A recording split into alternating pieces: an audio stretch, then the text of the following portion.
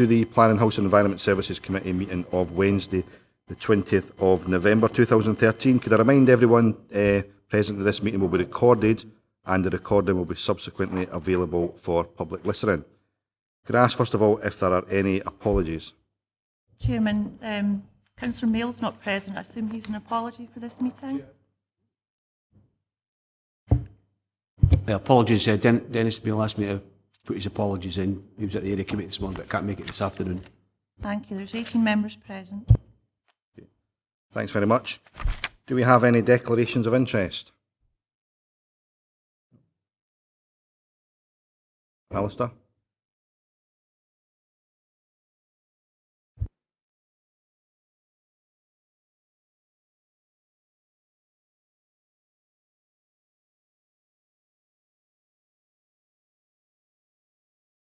For Dumfries and Galloway, and also I'm now representative of the Biosphere Partnership Board. I don't consider either of these stops me from participating, as it were, in the consideration of this item of business, but I would like it noted nonetheless with your leave, sir. Thank you. Excuse me, Councillor Geddes, could you repeat the first one, please? I didn't catch it. The Council Representative on the Flag Fisheries Local Action Group, Council Representative on the Biosphere Partnership Board, and I'm also a Director of Wigton Rural Development Company Limited, which is mentioned on page 32 of the papers, Chair. But again, I don't consider any of these are, interfere with my ability to participate fully in the consideration of the meeting papers today. Thank you. Okay, Brian, and then I'll bring Ron in. Thanks, Chair. In consideration of the fact that members are simply asked to review and to note the content here, we're not making any decisions. As a member of the board of Westrans, I do see some interest there. But however, on the basis of the fact that we're not being asked to make any decisions here today, I don't think that it's necessary for any member to absent themselves. Thanks very much, Brian. Obviously, ultimately, it's up to an individual member, but I think it is important to highlight the fact we're not here to make decisions on any budget outcomes. That will be a matter for groups to present during the budget setting process. Do we have any, George? Yeah, Chair, can we just have a wee bit of clarification on page 6, 4.9, please, from either yourself or the Director?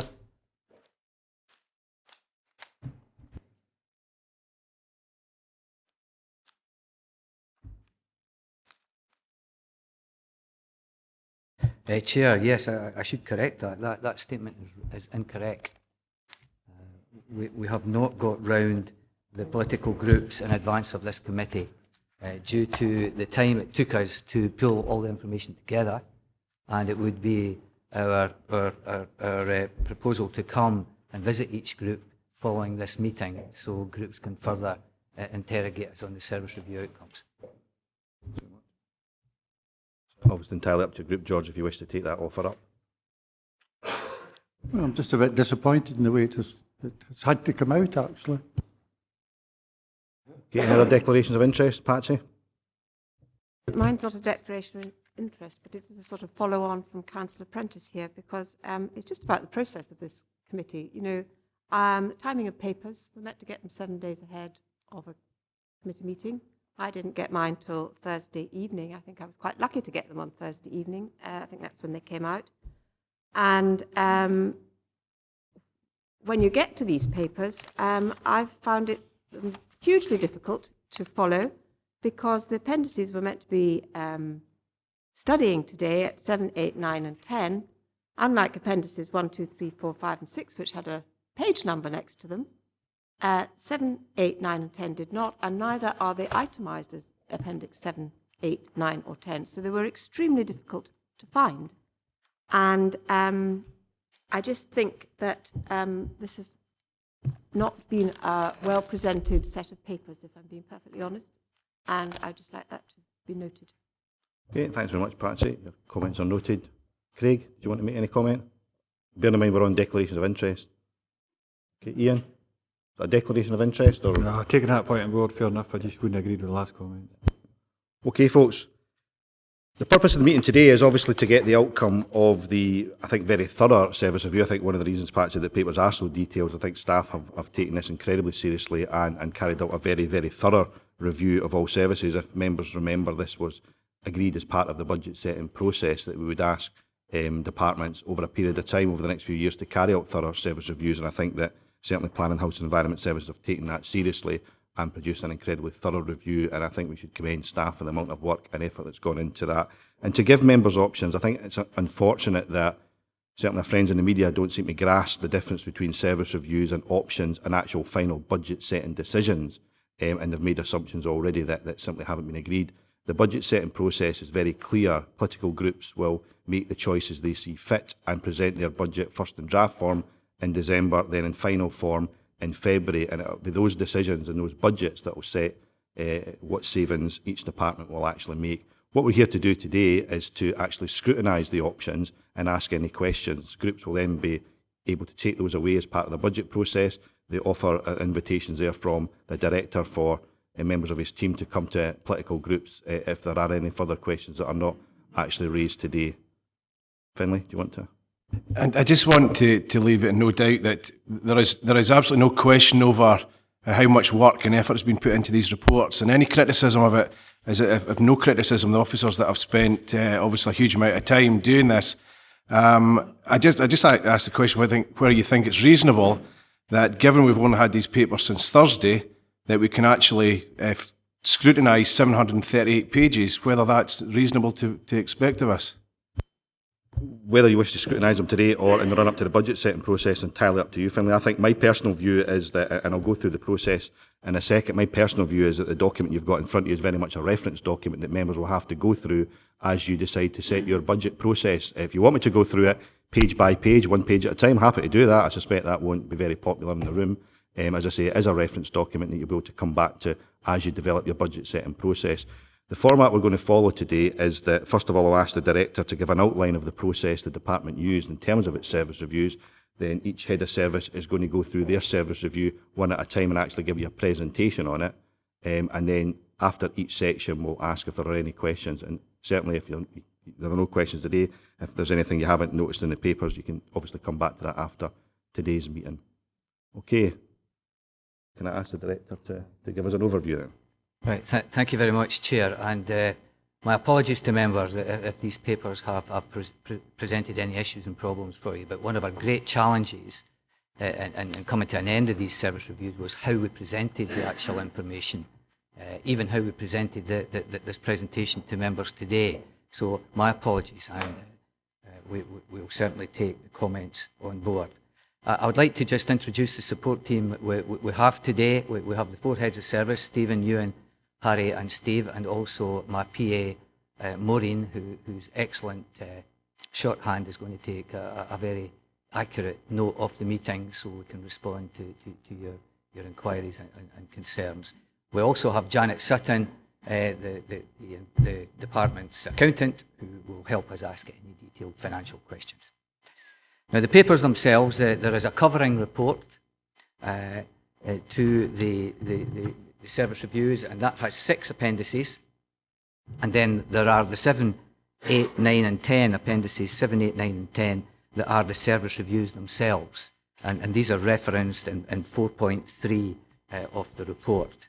Each of the service reviews has a covering report accompanied by the background information to build up the manuals that I referred to in the scoping report. And I think these are very comprehensive manuals that are the reference documents to everything that the department carries out.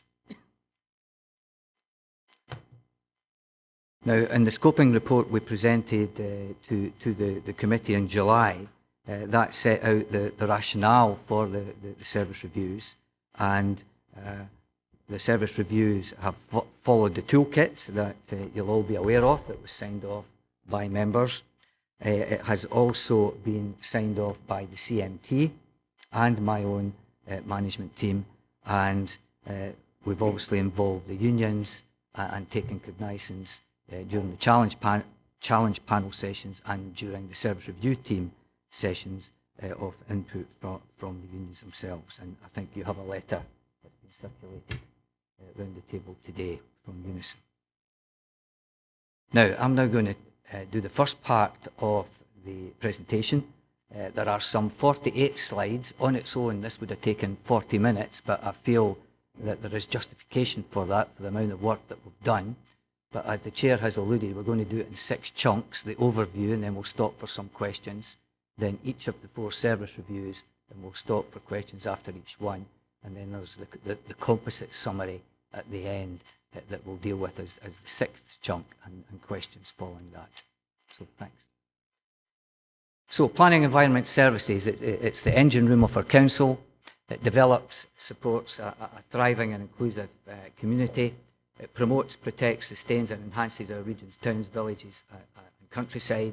It provides transport systems that are safe, accessible, well maintained and integrated. And we protect and enhance the health, safety and well-being of our communities. And we also work to reduce our region's carbon emissions and energy consumption. And that's very much lifted from our business plan, which was signed off by this committee, and it was refreshed and signed off earlier this year. The department itself has 299 staff out of a total workforce in the council of 8,218. That's 3.6%. We're involved in all of our council's 7 priorities. We deliver 79 of the 139 KPIs in the SOA, and that's the document that Council looked at in August, the end of year report card. That's 57%. We're resource efficient, we're a lean service. We took 15% staff reductions out over the last 3 years. We proposed further staff reductions in the service review of circa £500,000. The total savings P&E have made in the last 3 years is 4.559 million, and we have significantly re-engineered our services to ensure that we're fit for purpose. We have delivered and we continue to deliver on our business plan, and that's scrutinised by this committee every 6 months. Staff absence record is one of the lowest in the council, and we certainly have a staff that are wholly committed to the department, the council and the delivery of our services. Now the service review itself, it's well set out in the toolkit document. There are a number of definitions that define a service review. There were a number of outcomes that we included in the scoping report back in July, and these outcomes are repeated in the covering report under 4.2. And the service reviews addressed these outcomes, and in summary, the service reviews redesign the mix and range of services delivered, they streamline the management processes, they develop and improve the service delivery, they generate additional income where possible, we assure effective customer service, and we achieve savings options. Now, how have we addressed these outcomes? We've addressed them through challenging ourselves. We haven't been defensive about the services we deliver. We've challenged the way we manage, the way we deliver, and the way we lead the staff to deliver these services. There are some difficult savings options that are presented, but that's not because we're trying to be defensive. It's a fact that it's the public nature of the budgets that we actually deliver.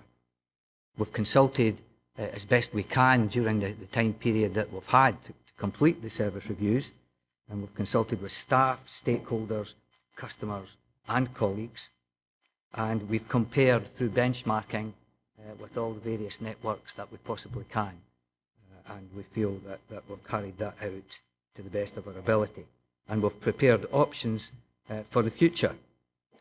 Not only options for the delivery of services and our management and leadership through the re-engineering of our business, but we've also produced and prepared options for 5, 10, 15 and 20% savings from our business.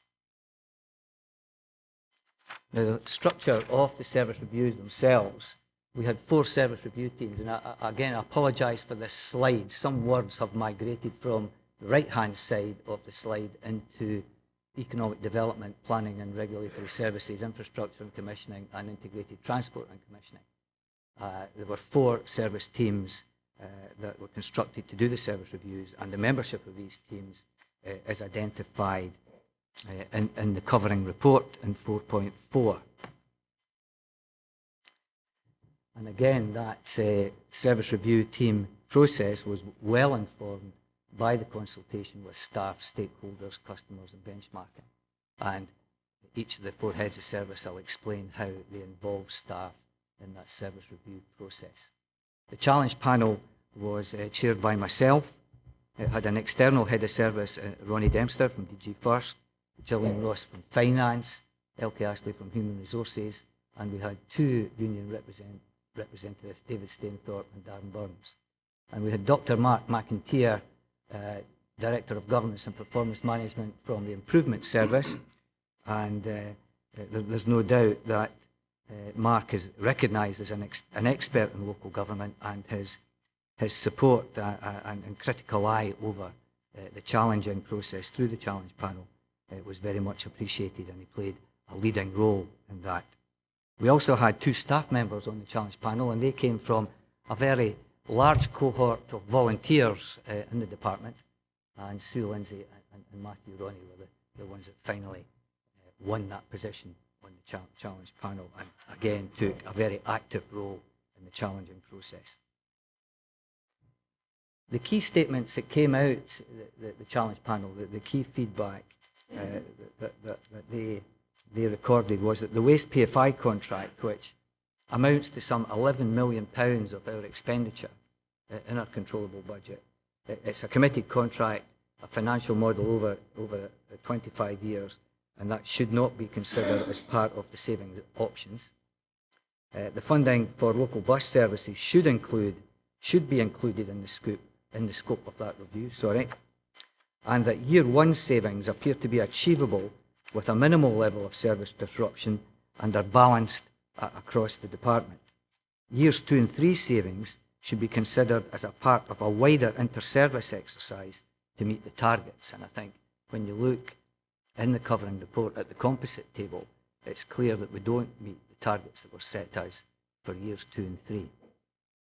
Capitalisation of staff was supported as an appropriate mechanism to achieve revenue reductions, and infrastructure, planning and economic development are key to the future of our region. Now that's the end of the overview, and if members have any questions at this stage, I'll be delighted to take these. Okay, do we have any questions? Craig? Thank you, Chair. Alistair, I wonder if you could just explain a bit more to me, and this sort of repeats itself throughout the reviews of the different departments and that, but I don't quite understand how the capitalisation of staff costs can be classed as a savings option. I understand that it's taken from a different budget, but it is still to be resourced and to be paid for by the council budget. So if you could explain a bit more detail in that, just so I understand the reasons why capitalisation would help in the savings options. That's a very good question, Councillor Peacock, and I'll do my best just to explain that. We felt that within the department we have several staff who support the capital expenditure programme, and all they do is that capital expenditure work, whether it's project management of projects or whether it's actually managing the programme itself. And we felt that to get the true cost of delivering the capital programme within the council, that these staff costs should be allocated to that capital programme. And by moving them across to that capital programme, they're no longer paid for by the revenue account, and thus there is a saving in the revenue account ongoing in perpetuity. Now that process obviously has to be scrutinised by our auditors and scrutinised by the head of finance. And the head of finance is very cautious about the use of that process, but we felt, and the challenge panel felt, that it was a bona fide process to consider. I think that there is a sub-note to the composite table in your report, at the bottom of page 7 of the report, and it basically says it's important to recognise that the 1.34 million in year one of the above savings options relate to the proposed capitalisation of revenue expenditure. And that proposed capitalisation is currently being reviewed. So that is a process that's ongoing with the head of service in finance. Thanks very much. I mean, it's certainly an interesting debate, and ultimately if any group decide that they're uncomfortable with capitalisation of staffing costs, for example, then it's obviously an option they won't take in their budget. Patsy? Can I just ask, it was up there in the, I think, second slide, about generating additional income. I just wonder how you hoped or were going to be able to do that. Thank you, Councillor Galloway.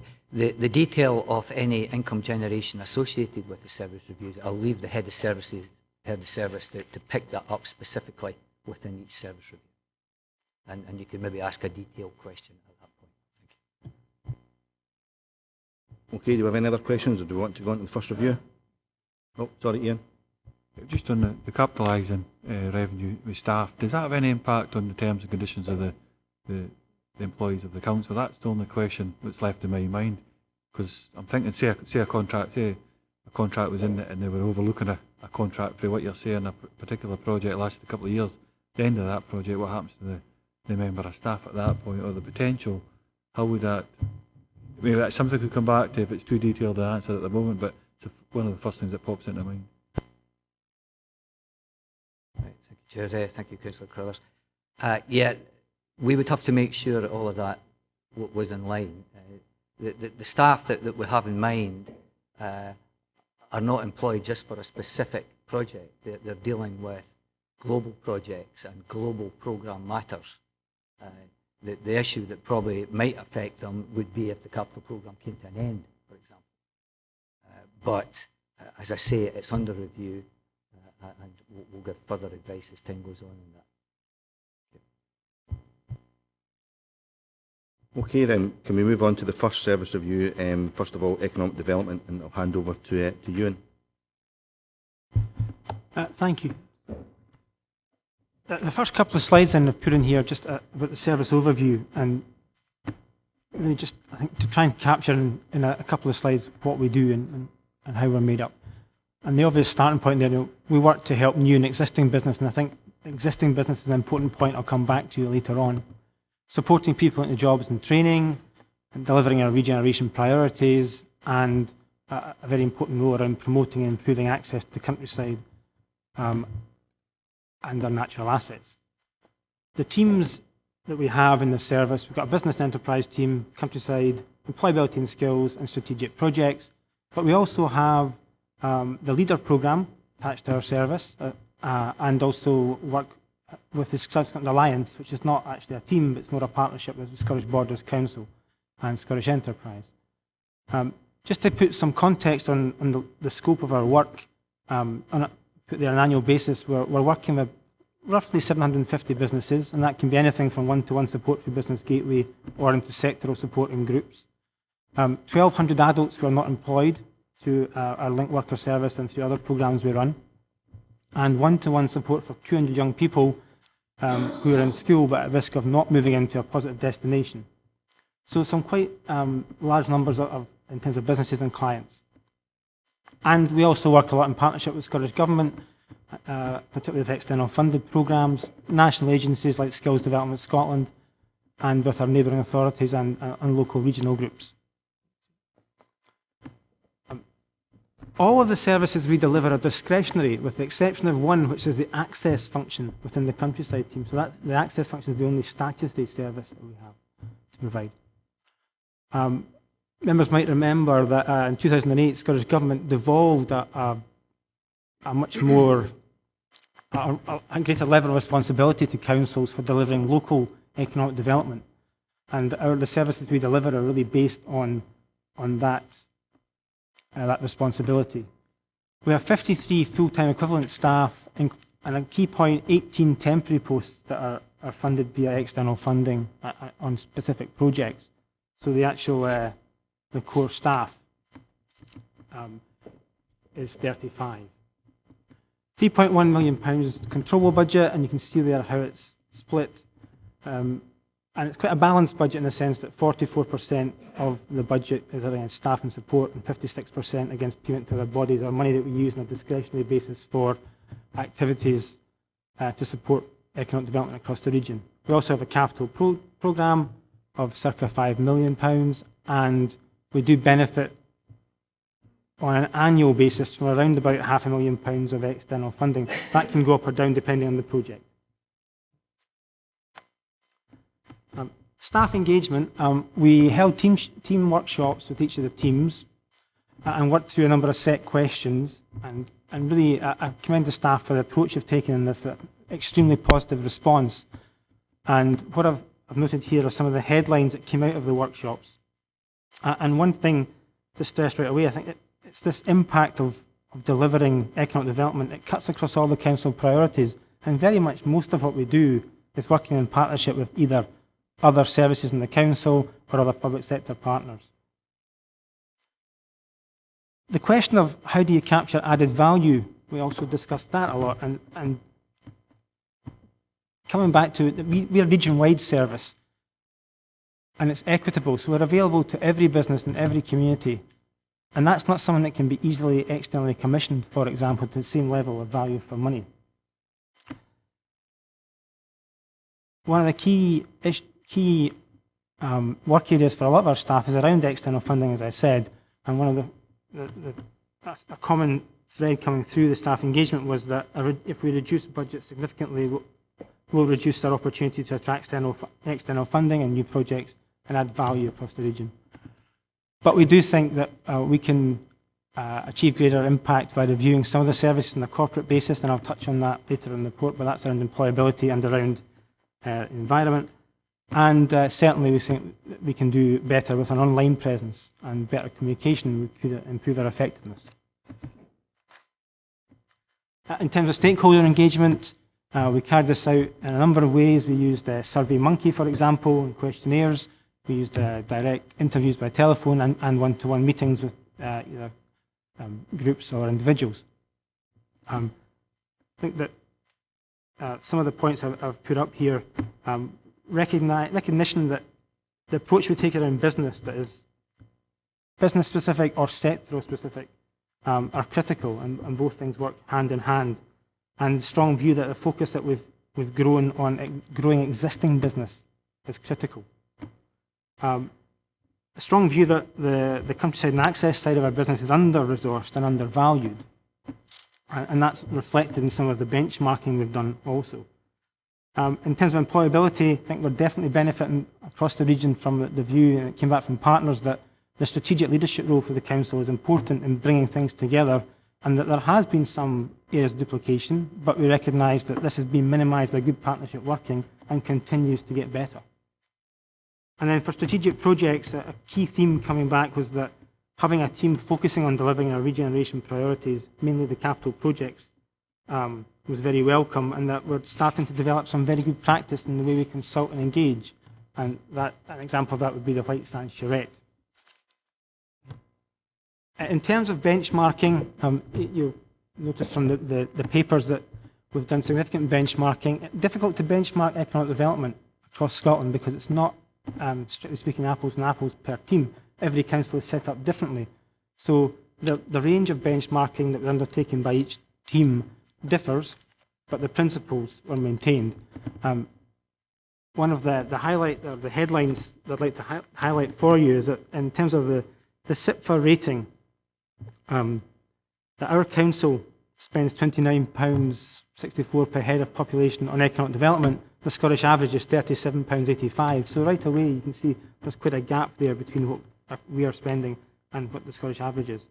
In terms of our services being delivered, the first 5 bullet points there, the business focus on SME and startup growth, countryside focus on access, the employability focus on youth employment and employer engagement, and the regeneration focus on employment sites and town centres. That was a consistent theme across all local authorities, and it certainly gave us some comfort that we have aligned the business in the right way. We also find that we're becoming known for being innovative, and certainly some of the work around business, for example, our retail support, has really led the way in Scotland in many ways. And picking up on employability latterly, we're definitely delivering a number of new initiatives, working with employers like the engineering body SEMTA to try and deliver more apprenticeships. The resources for Countryside and Access is definitely lower pro rata in terms of both staff numbers and the value of investment that we're putting into our core pass, for example.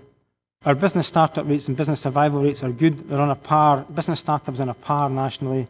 Business survival rates is just above the national average. And that's again, I think we took quite good comfort from that. And these figures are from 2011, and we think we've definitely improved since then across the region. We do think there's an opportunity to increase the level of external funding, and some other authorities are accessing a greater amount of external funding, so there's something there to pick up on. Return on investment from Visit Scotland marketing is excellent, but that we do acknowledge that I think we have weak inward investment outcomes from trying to attract new businesses into the region. Some of the key issues then that we consider as a management team when coming up, developing the options. Certainly the payments to the body's budget, there's an opportunity to review that budget, to look at how efficient it was and how we dealt with what would be unallocated funds. Members will be aware that some of the programmes we run are annual contributions or a one-off contribution or indeed 3-year contributions. So each year there's a churn. We have no voluntary early retirement opportunities. None of the staff have come forward for that. And income generation is limited. We have income generation through some of the countryside activities, for permits, for example. There is income generation from industrial units, but increasing that significantly is not considered an option in terms of the service view, in terms of bringing forward significant change. We looked at refocusing service delivery where we could to capture any vacant posts. The capitalisation issue that's been raised already was something that we looked at greatly, given that we have a significant economic development capital programme now. And in the past we didn't have that, but it's grown in the last 18 months to a significant level. And there is definitely an opportunity to refocus the work of the employability and skills team and the Countryside and Access team, but that would have to be on a corporate basis. And that's something that came back from the challenge panel also raised these issues. And we've certainly started to look at employability and skills already, and we hope to look at a wider Countryside and Access review across the Corporate Council in due course. So getting through to the savings options now, and option A, you can see there is 5.6%, and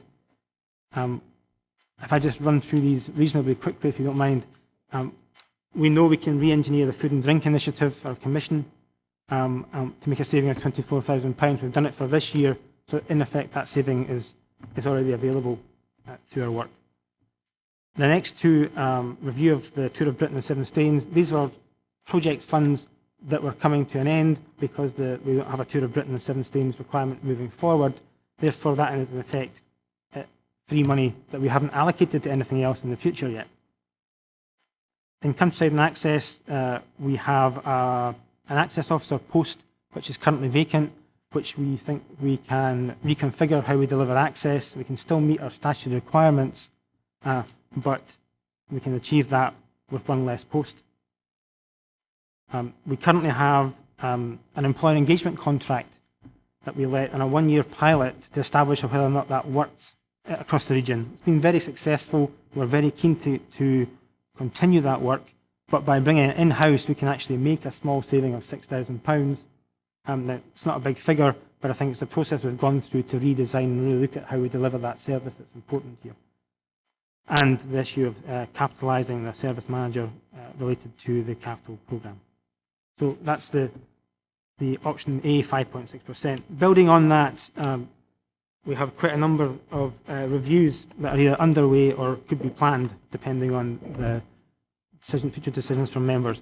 We are currently reviewing with Visit Scotland the need for and the operation of visitor centres, and whilst that review is not completed, we're confident that we could bring forward a saving of £35,000 through that process, and acknowledging that the need for and the use of visitor centres is changing, and that we should adapt our commission and our work visit Scotland accordingly. We could also bring forward a saving through re-engineering a commission that's currently with Destination Dumfries and Galloway to support the tourism industry, and that would certainly be a year 15-16 saving. We'd have to work with that group on the basis that they currently have a commission, but we certainly feel we can bring forward something.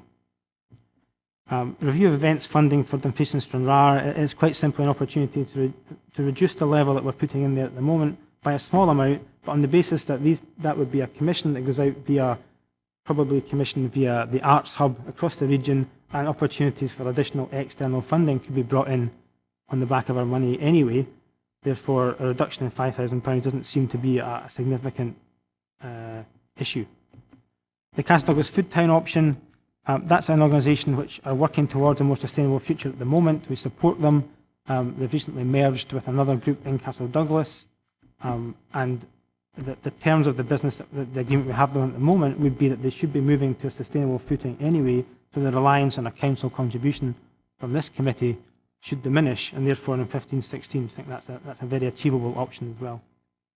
We have a small research budget in employability and skills that we feel could be offered up as an option, largely because we're becoming more adept at accessing smaller pots of money through Scottish Government to do pieces of research, and therefore we could mitigate that reduction by accessing external funding.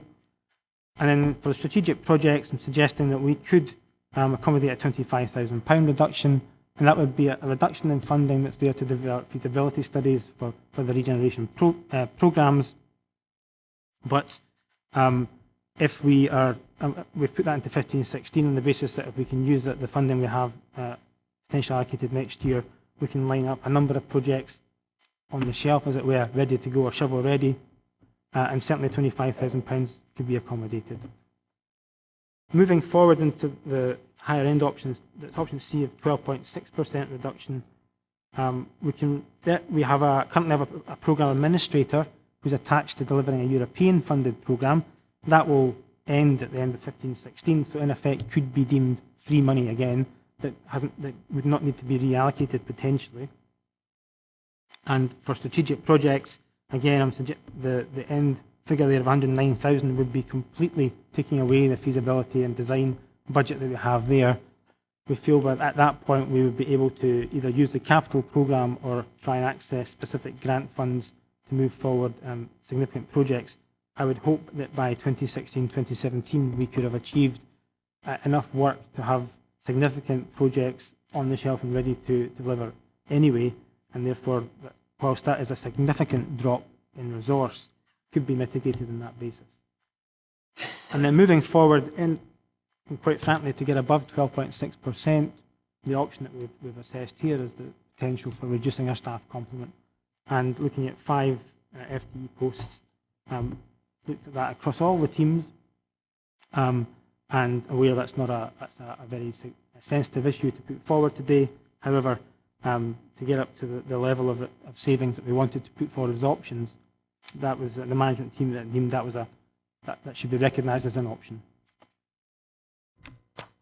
So a final slide, just wanted to capture for you what we feel are the impact of the savings, and the option A at 5.6%, absolutely achievable with minimal impact, as it's based on not allocating current free budget, vacancy management and the capitalisation issue.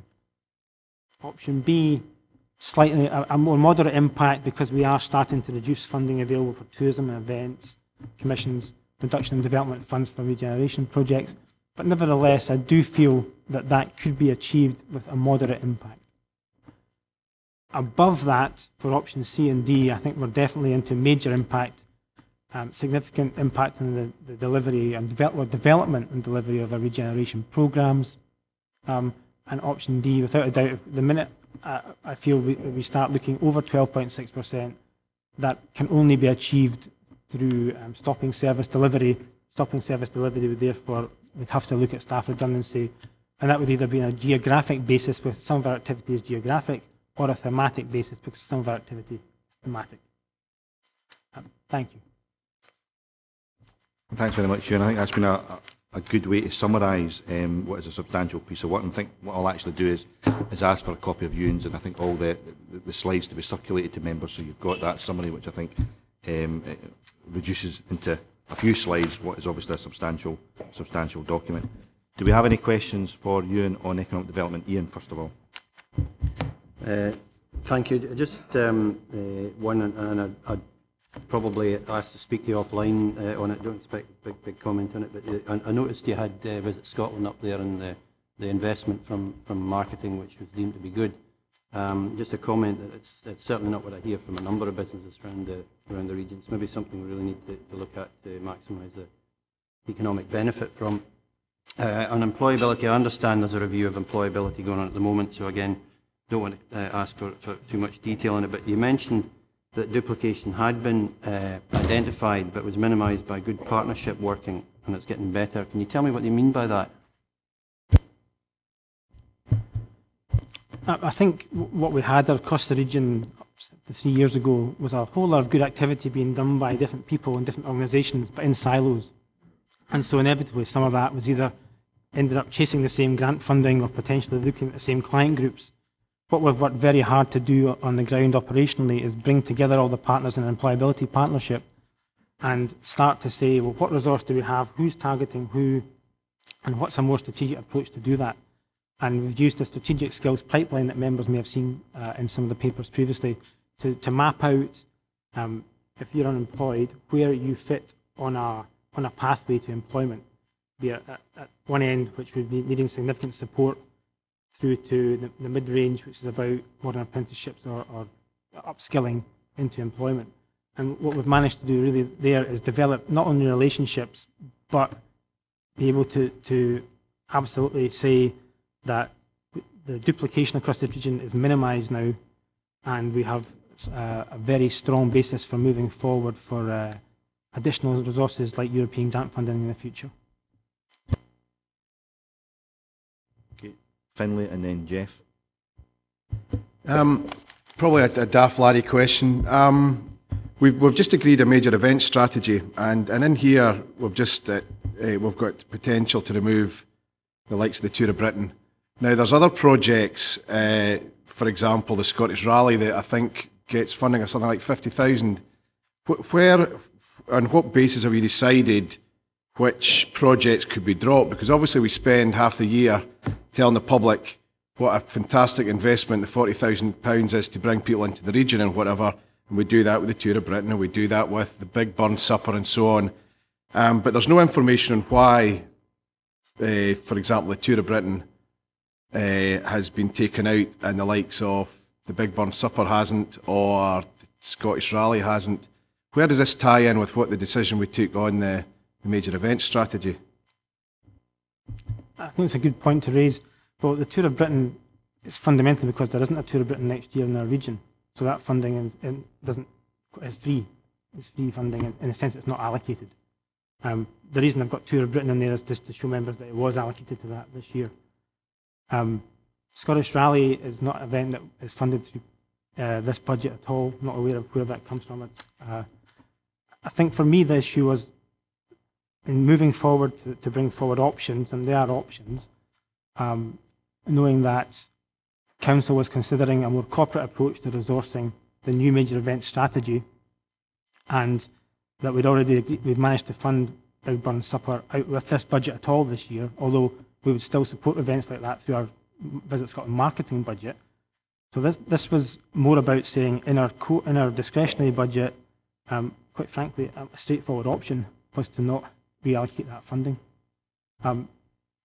That's the only significant impact on events in this budget. Jeff? I noticed in one of your slides you said refocus service delivery to capture current, I think it was vacant posts. Is that by improving day-to-day working within the department? Can you see any more radical changes which you could introduce in order to achieve further savings in that respect? That comment is specifically targeted at the access officer post that we've put forward as in the 5.6 option, which is a vacant post. We've looked at how we could deliver the same level or the level of service that we feel is required without that post, and we feel we can do it, the service will diminish, but not to an extent that will have a significant impact. I feel that there will be opportunities, I feel, through the corporate review of employability and the corporate review of what we're suggesting is a corporate review of countryside and access and environment, to bring forward other opportunities like that. But at the moment, that comment is based on that one single post at the moment. It's just a point, I probably don't understand it, but on page 40, review of destination Dumfries and Galloway Commission, you've got the 13-14 funding as £5,000. I think we are really proposing to reduce that by £20,000 in the next year.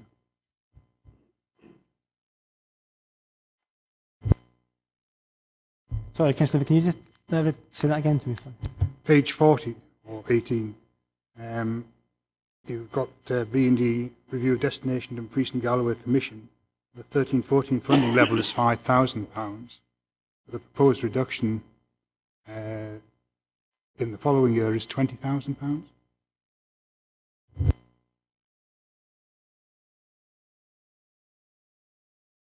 I think the reduction of £5,000 is about the Dumfries and Events Stranraer.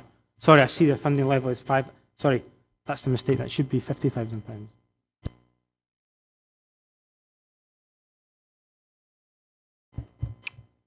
Okay, Alistair. Thanks, Chair. Ewan, if I understood correctly, Chair, indicated that the only service that has unit, for want of a better term, is obliged to provide, i.e. statutorily obliged to provide. Everything else is discretionary. Now, that obviously, I appreciate, Chair, that it may be politically, well, it would be, from a personal basis, it would be largely politically unpalatable to such as myself. But that, you would concede, at least gives us a greater degree of discretion to look at possibilities of effecting savings and perhaps certainly the other service reviews in this within this department, which have more statutory services. What percentage of your overall departmental budget, for want of a better term, does the statutory service represent?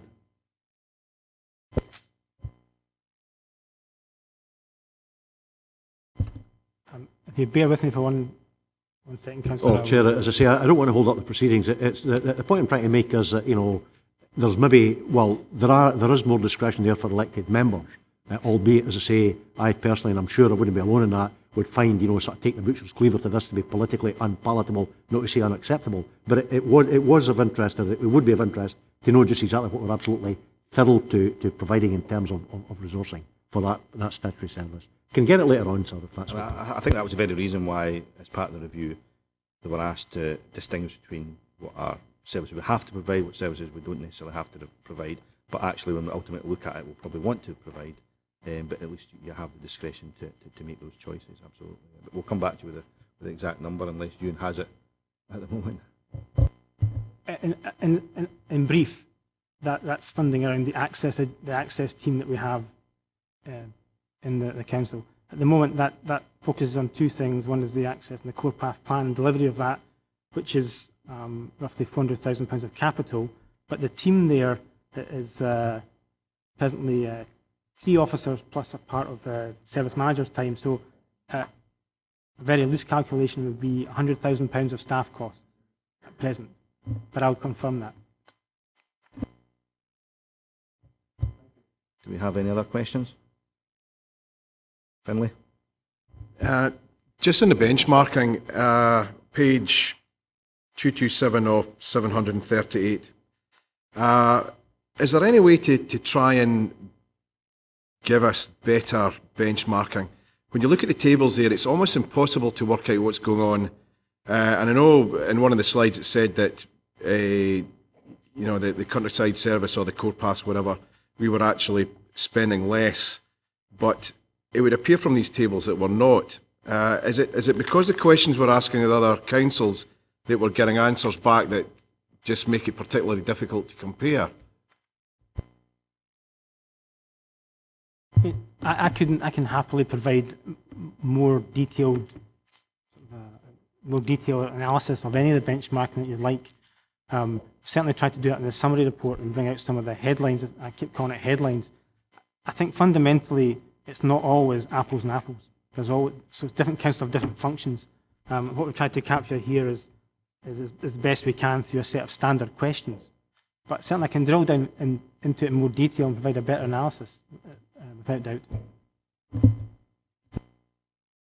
Okay, if there are no other questions, can I thank you, and can we hand over now to Steve to look at planning and regulatory services? Thank you, Chair. Okay, well, this first slide just really is to provide an overview of the planning and regulatory services function. And it's just really to remind members, first of all, that this is quite a recently created grouping of services which saw environmental health and trading standards added into my portfolio of planning and building standards as a result of the interim senior management changes that were agreed by Council in July. And as a consequence, we had to adjust our approach to the service review to expand it to incorporate these additional services.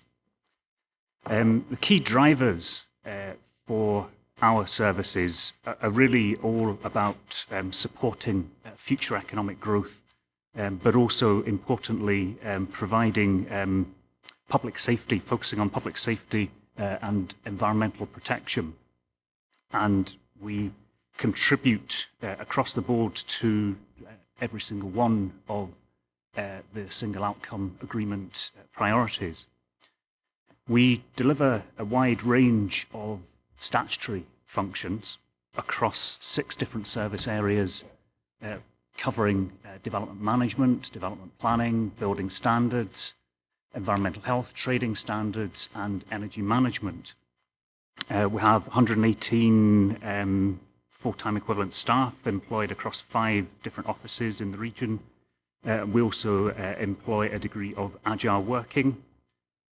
Our net controllable budget is just under 2.6 million, and the next figure is an important one in terms of trying to explain the shape, if you like, of our approach to reviewing our services, in that 83% of our expenditure is attributable to staff costs.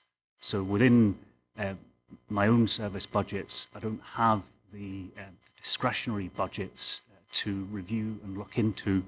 So inevitably, any options that we come forward with would have to involve staffing and staff reductions.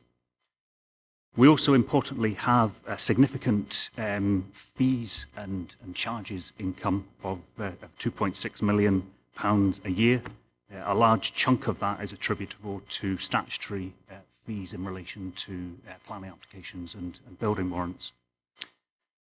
Just a brief reminder of what our service review savings targets actually looked like when applied to our controllable budget, to give you an idea of the scope of the savings that we were looking at in terms of the 5 to 20% options. That ranged from 130,000 to 519,000. So this was one of the key outcomes that we were looking to achieve through our service review process.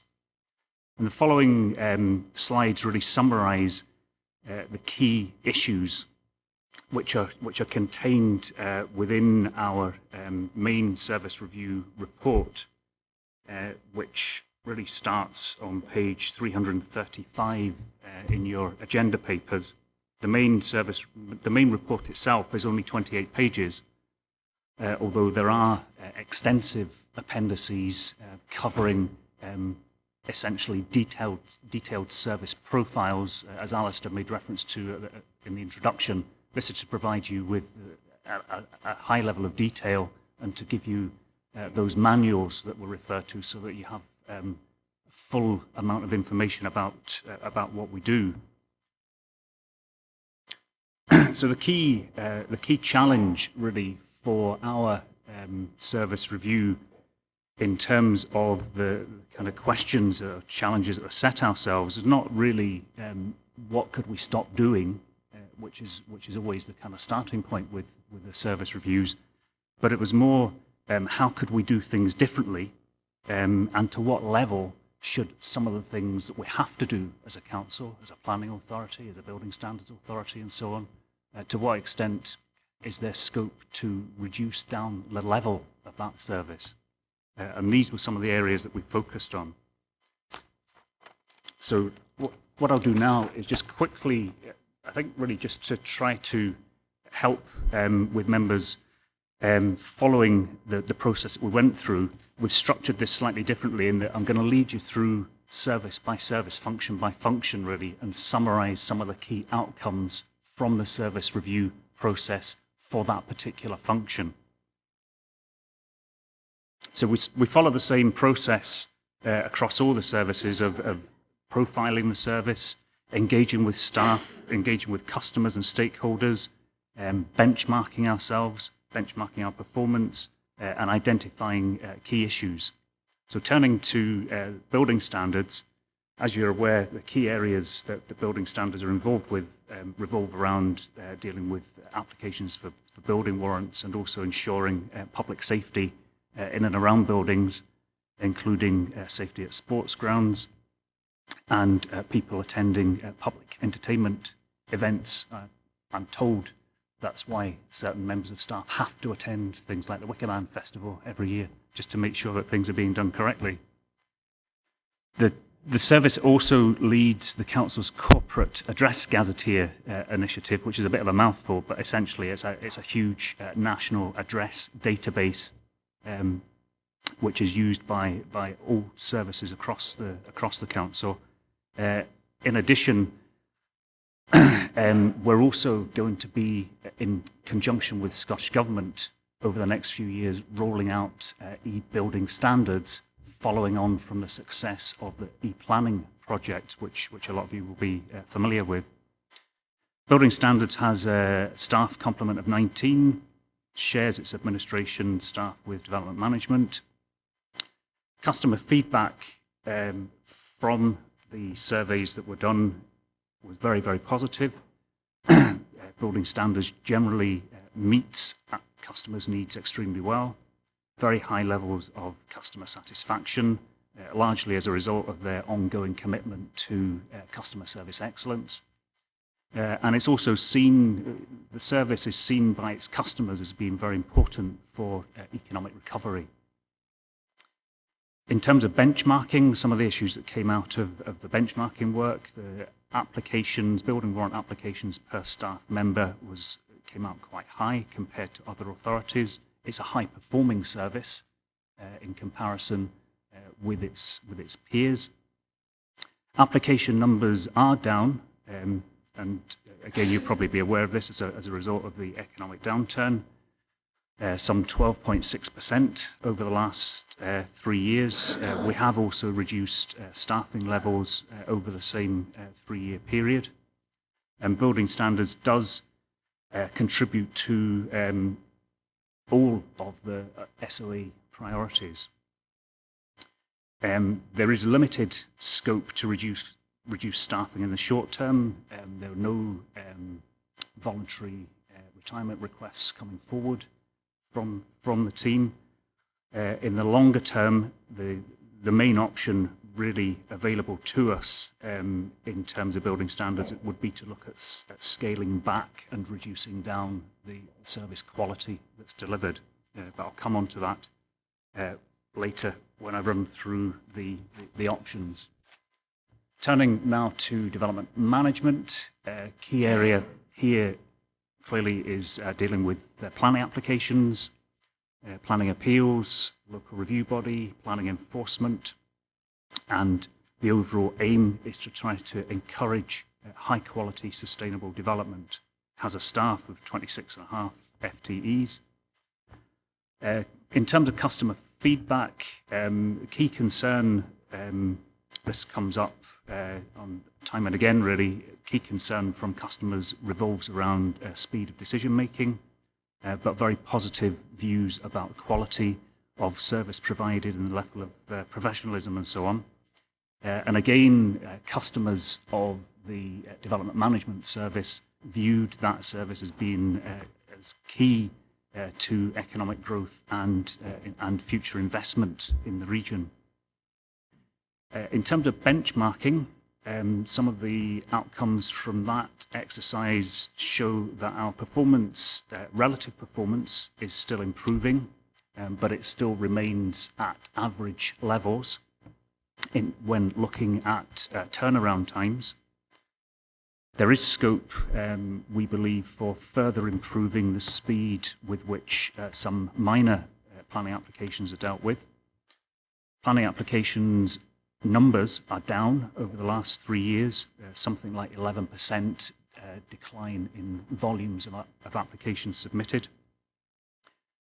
But actually, during the same period, the number of major applications, interestingly enough, is up, and the number of appeals that we are involved with is up.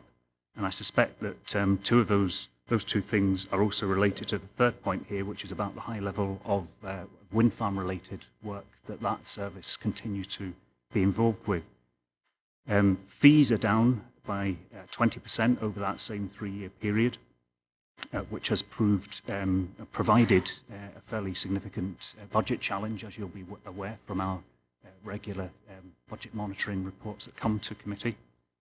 But there are signs of recovery in the first 6 months of this year, where our fee levels are up on what they were last year. There are opportunities within the service, we believe, to restructure. We have some VER opportunities, some VER requests, and we believe that there is some scope to reduce staffing levels without adversely impacting on the service, and actually to reorganise in a way that would help improve our performance, because continuing to improve performance is going to be critical in terms of persuading the Minister to agree to increase planning fees, and indeed to allowing us to actually charge any increased fees. There are pressures on the service, particularly in terms of enforcement, where currently we really only are able to provide a reactive enforcement service. And I'm sure some members have had experience of this. There are future pressures heading our way when the new high hedges legislation comes in, which our enforcement staff are going to have to deliver and implement. There are also some pressures in development management, similarly to building standards, with the increasing reliance and dependence on electronic systems and back office systems. There's an increasing need for these to be managed and administered in a coordinated fashion. Just moving on to development planning and environment. This is the team which essentially produces all of our planning policy and guidance, including the local development plan and supplementary planning guidance. They also have a team within that provides specialist advice on things like landscape archaeology, biodiversity, national scenic areas. And there is also the sustainable development team, which is charged with developing our carbon management strategies and carbon reduction strategies. An important aspect of the role of the team, as well as doing that planning policy and guidance work, is actually providing specialist input and consultation responses to planning applications. As an example, last year the environment team provided responses to almost 700 planning application consultations. There are 21 staff in total. Their activities contribute across the board to our SOA priorities. Customer feedback that we received show that the services provided are generally very highly valued.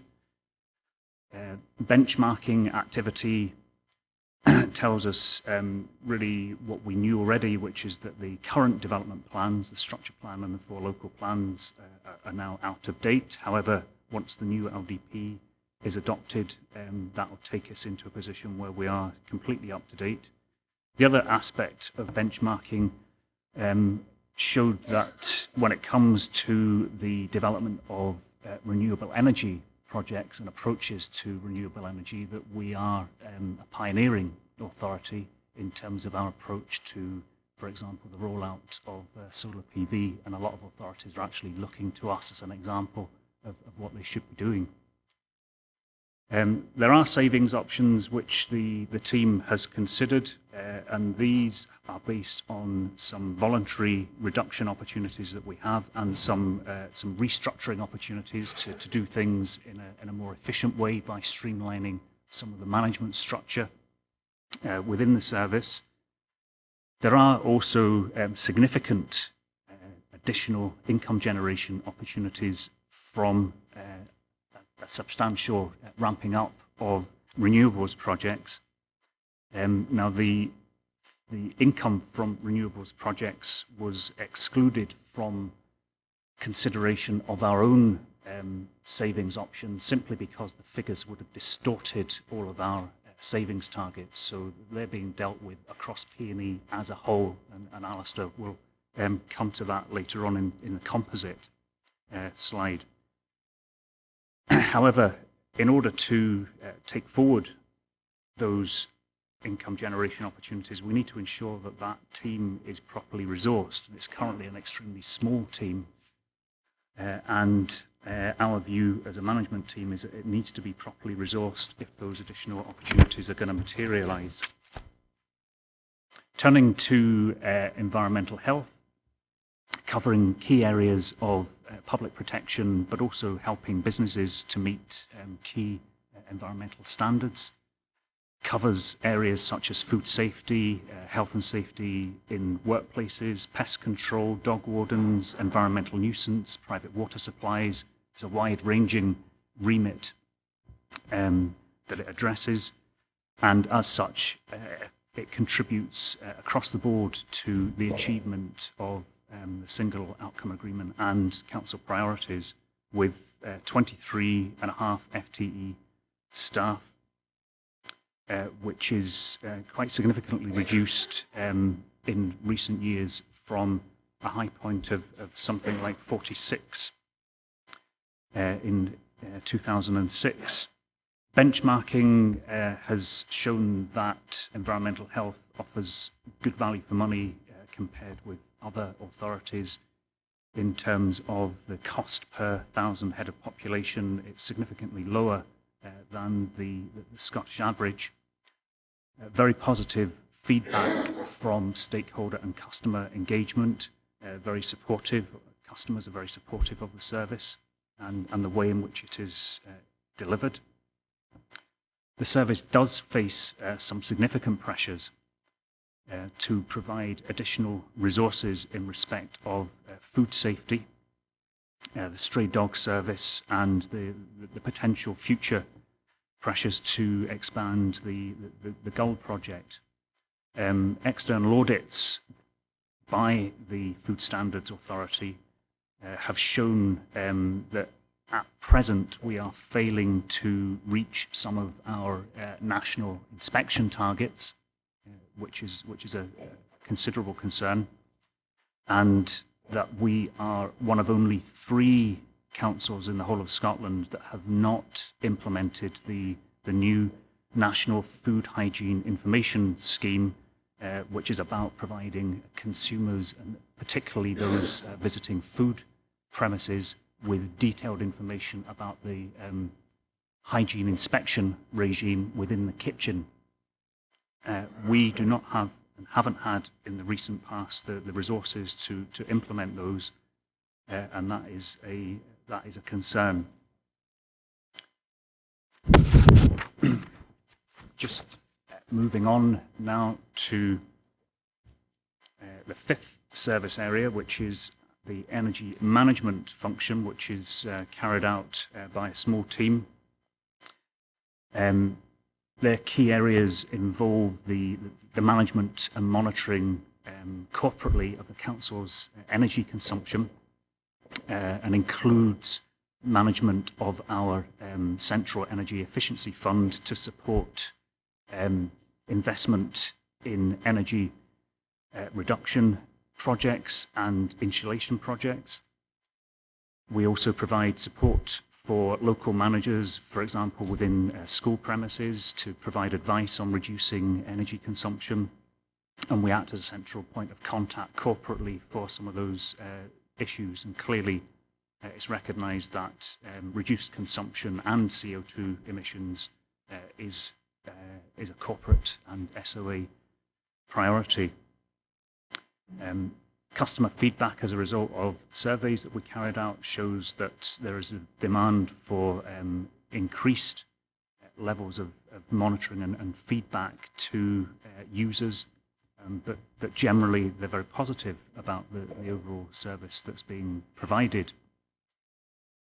We did benchmark against other authorities. All authorities carry this function out. It's an important corporate role. Staffing levels that we have and the costs are around about the average for Scottish local authorities, but we have quite a low staff per pound energy spend ratio of all of the authorities that returned the questionnaire.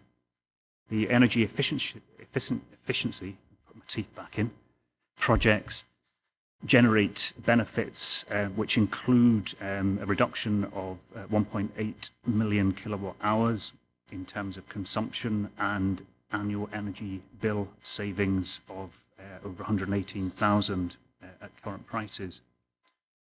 There is an opportunity on the back of the work that we've done through the service review to improve performance and reduce risks associated with this being such a small team, by possibly merging this team with the Sustainable Development team and creating a stronger base from which to carry out all of this work to do with energy management and sustainable development, including compiling our annual carbon reduction tax submissions to central government. Just moving on next to, finally, in fact, to trading standards. The main areas of activity that trading standards cover include consumer protection in a wide range of forms and animal health and welfare. That's delivered by 8.7 full-time equivalent staff, which again has been fairly significantly reduced in recent years. And one of the key issues essentially coming out of the benchmarking that was carried out is that any further reduction in that level of staffing would essentially make the service unviable in Audit Scotland's terms. Audit Scotland carried out audits of all trading standards functions across the whole of Scotland and made a report with us a number of recommendations about the level of priority and resourcing that council should be putting into particularly important areas of consumer protection.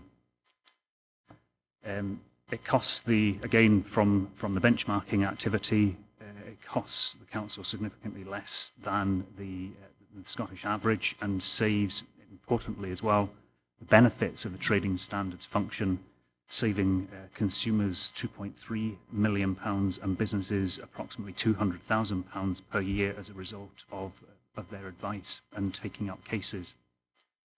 It contributes to all of the SOA priorities.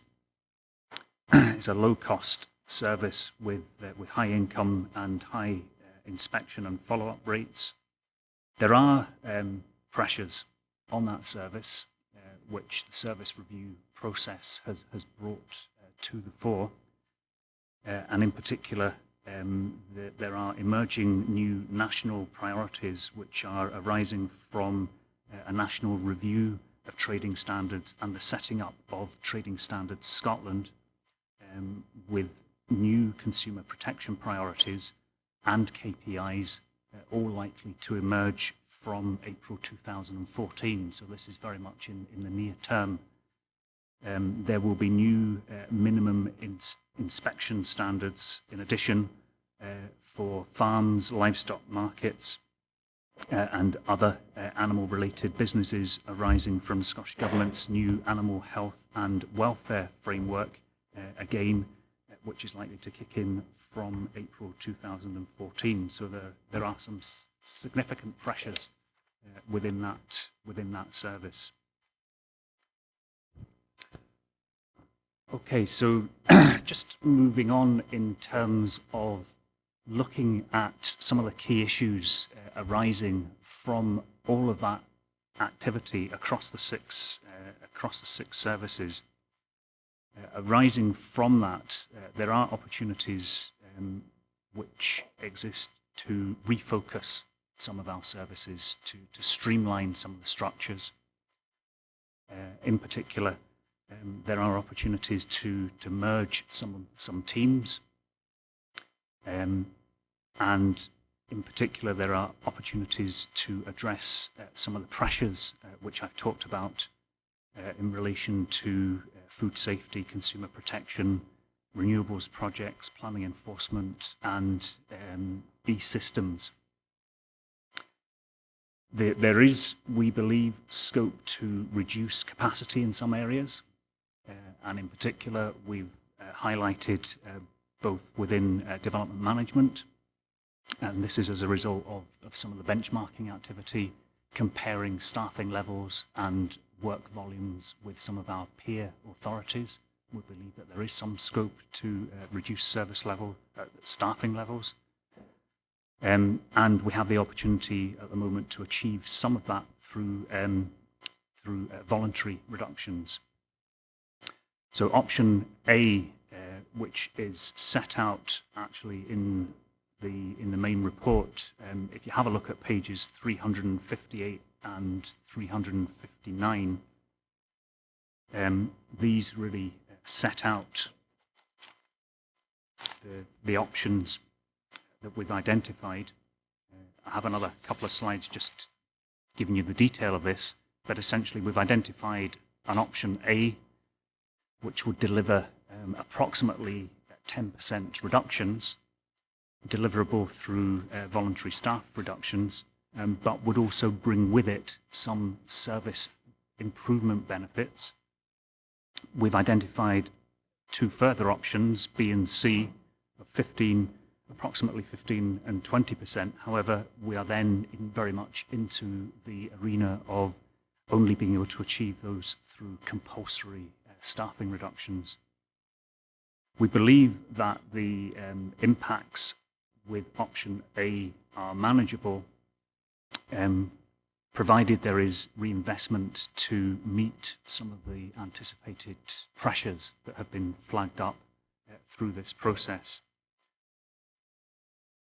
As I mentioned earlier, there is also significant income generation opportunities associated with renewables, which we haven't taken into account in terms of our options A, B and C. But what we have done is reviewed our schedule of fees and charges, those fees and charges that we have got control over, which are not statutory. So we have been right through that and come up with a range of revised fees and charges as part of option A.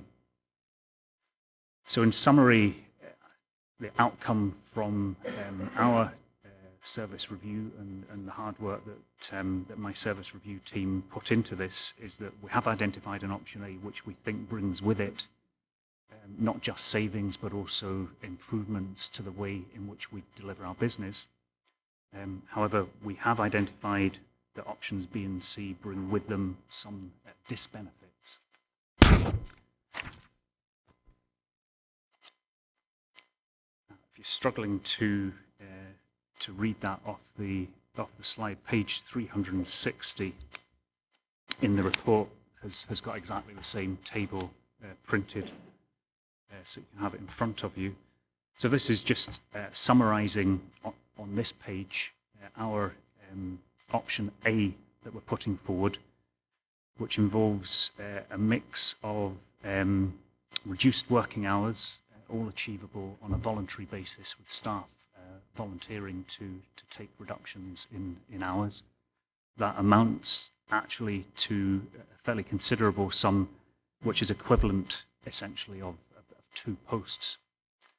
We've identified scope to reduce some of our operational budgets, So and have identified £25,000 worth of reductions that we could make in those non-staff budget lines. The review of fees and charges that we've carried out has shown that we could increase our income by 30,000 next year by changing some of those fees and charges, bringing us more into line, in particular with some of the charges levied by our peers. And then there are a series of restructuring options, which essentially would involve the loss of some posts, 4 of which are management posts, and we would manage that through the voluntary early retirement process and essentially re-engineering our service, which would bring with it some operational and efficiency benefits by putting teams together. I mentioned the energy management and sustainable development team as an example of that. We then have the budget pressures that I referred to in terms of the need to deal with issues around high hedges in planning enforcement that would require some additional investment in creating a half full-time equivalent post. Renewables project management. This is really to bolster the resources within that small team to allow them to pull in specialist project management and consultancy support to allow new capital projects to be taken forward. Trading standards, consumer protection. I highlighted that on the back of the national review there are going to be some important new priorities coming down to local authorities, and we very much need to be able to respond to that.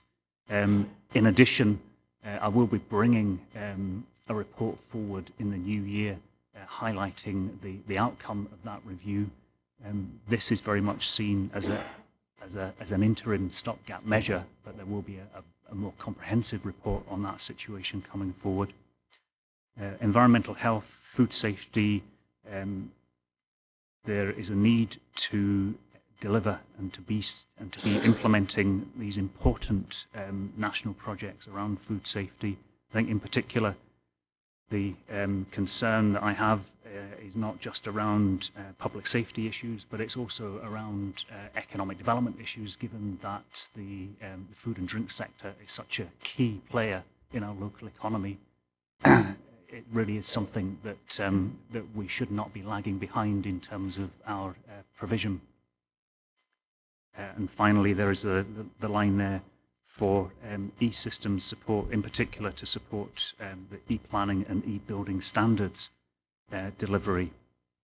And you'll see the total overall effect of option A, which is to deliver savings in the region of just under 250,000.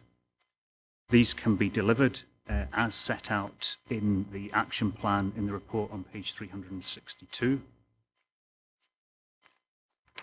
And just finally, the options B and C that I referred to take us up to the 15 and 20% challenge that we were set in the scoping report. Option B would include reducing staffing levels within building standards by 2 posts, and would also include a rationalisation of some of our presence in the Stranraer offices. And again, there will be a reduction in posts. These could only be achieved through compulsory means. Option C also involves some service level reductions in development management, where we're suggesting that 2 posts come out of development management. That would involve a reduction in the level of service.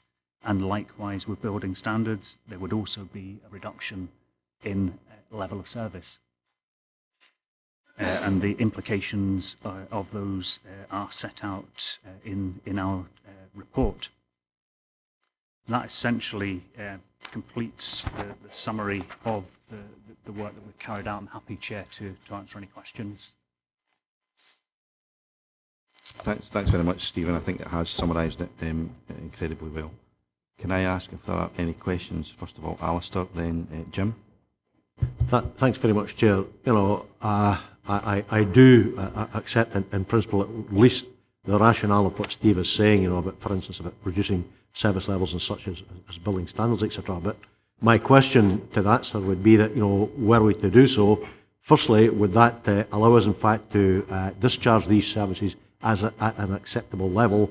And secondly, would it, in fact, allow us to transfer certain resources to, such as has already been said, environmental health from a food safety perspective, plus one that was perhaps mentioned basically in passing, trading standards, where we had a reduction. We've had a reduction, I notice, in fact, the slide says a reduction from 24 in 2006 to the present levels.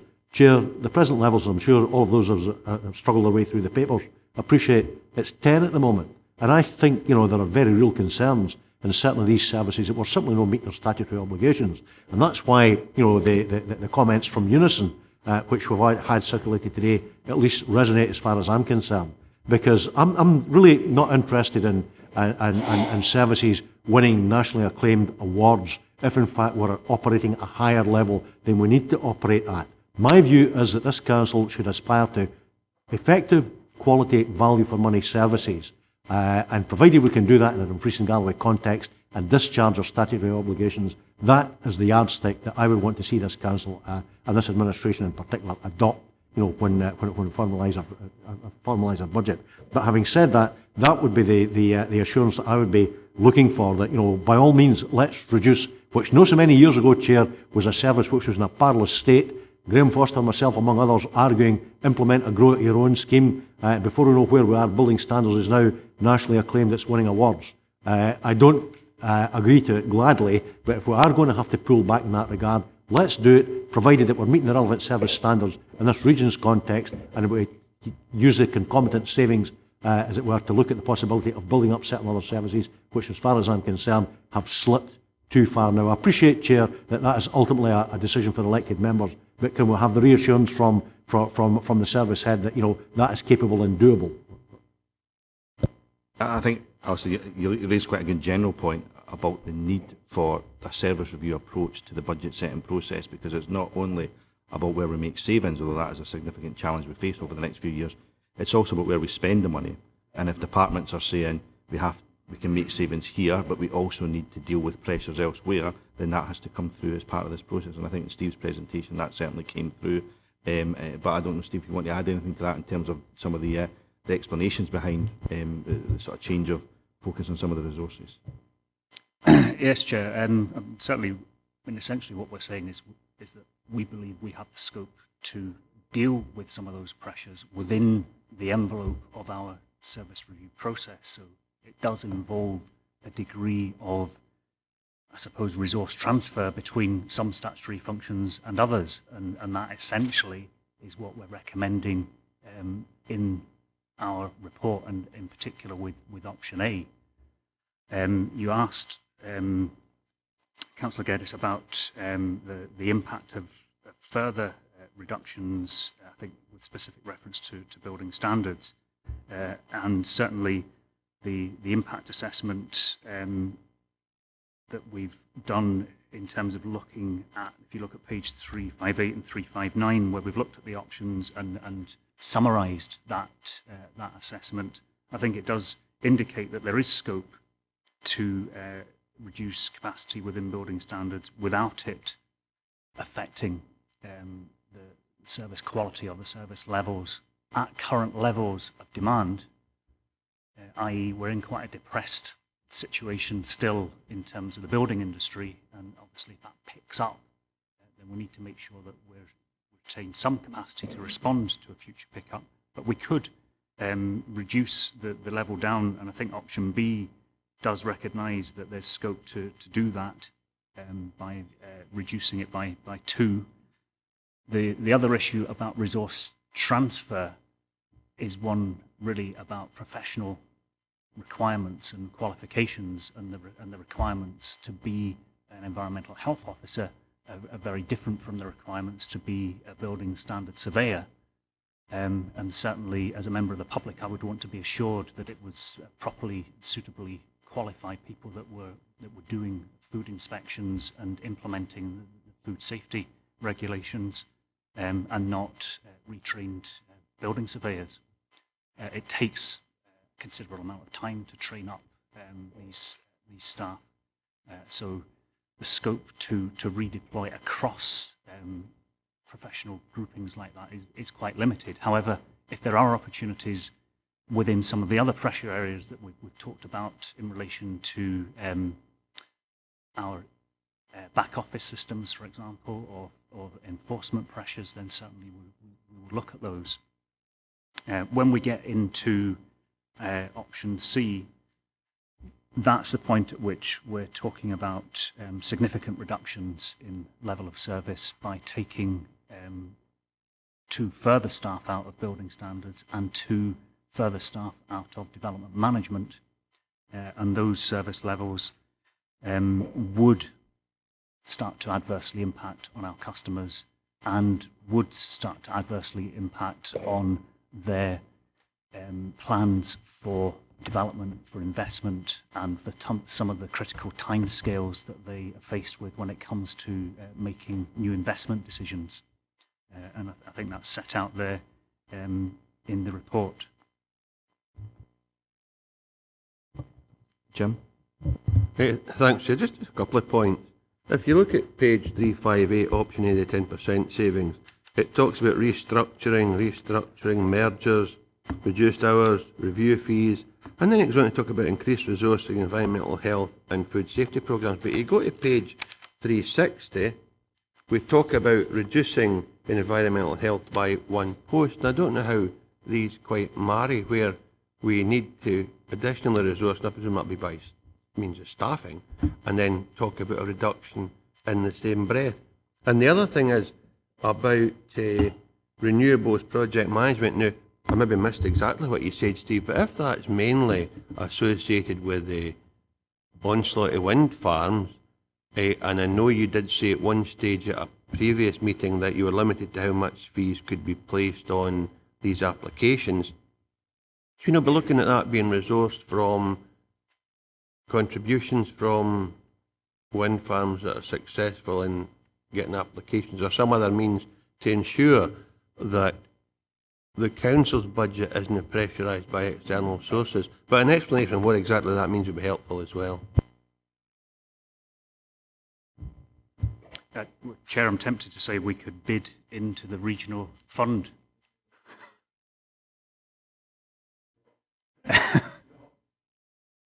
If we had one. We could certainly look at different ways of funding this. I think the purpose of the review has been to identify the pressure that's there, and I think it is important that we recognise that we have to resource that delivery of the council's own projects. So the scope for us to get money from wind farm developers or from planning fees is not really available to us, because what we're talking about in terms of the renewables project management is the management of the council's own projects. So the further rollout of solar PV, the opportunities that we're looking at currently for council-owned wind turbines, biomass installations in schools and other buildings, and also hydro schemes. We're looking at 2 hydro schemes currently. But in order to actually take those forward and deliver them, that's going to be quite resource intensive. But it's also time critical, because there's a window there that's available to us when we can maximise the level of incentives that we get from government to generate this renewable energy. And if we miss that, then the returns will become significantly less. So that's what that one relates to. Sorry, Jim, I've forgotten what was the first point.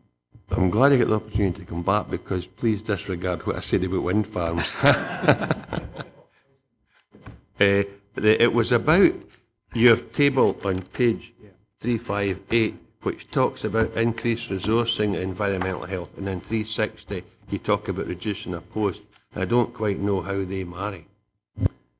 Okay, well the explanation for that is essentially what we're talking about by reducing post is taking out management,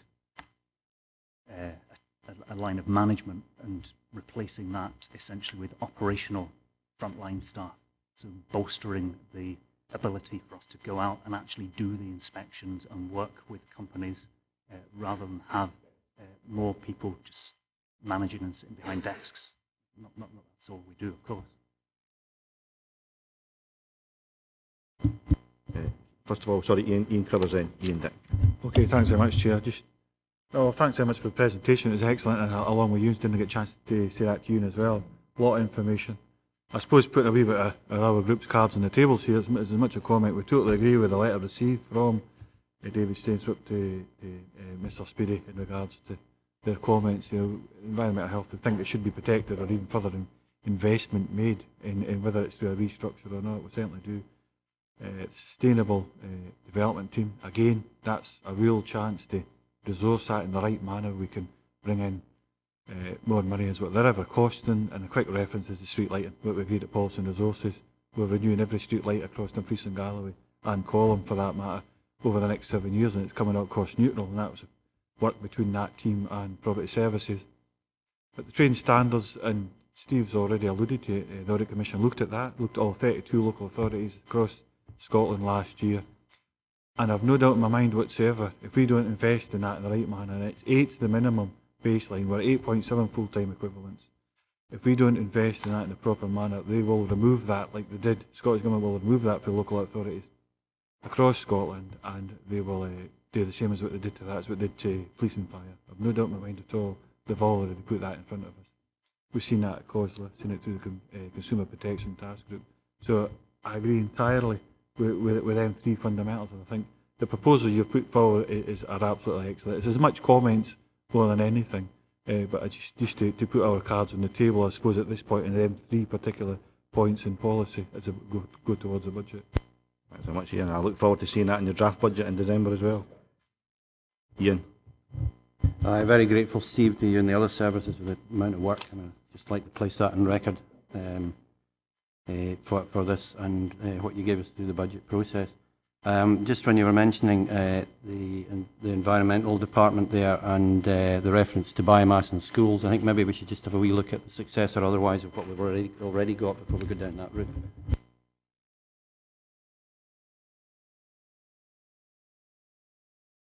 Do you want to make any comment on that, Steve, or we'll just go to Ronnie? Do you want to ask any questions? Sorry, thanks. Just, I know there's a lot of statutory responsibilities, especially in environmental health, and I understand the pressures, the new legislation, the new priorities, and a lot of the health and safety interventions have been taken out of local control, and it's a diktat, so you've got to comply with that. And I do understand that, that whilst we make savings, we've still got to, carry out our statutory responsibilities within that. But some of the things, like even if simple things like dog wardens or stray dogs and things like that, are we the only ones that carry that statutory responsibility? And I'm thinking about the move Police Scotland going at a national level where they took a shared responsibility on a local level, and now does that responsibility just come straight to us with the additional costs, or does the responsibility come with additional funding for that as well? The Police Scotland, the police used to supply with that. And just a wee thing on, again, it's the CRC legislation, carbon reduction. I know we've got two, I think it is, assistants that started in April this year for the carbon and energy reduction. The legislation, now I think it's costing £340,000, and there's an additional legislation coming in that will then add another £167,000 for street lighting, etc. Does something Ian mentioned there about the replacement of LED lighting within that, is that £167,000 with the reduction in the reduction in the type of street light we're putting in now, does that help to reduce that figure or not?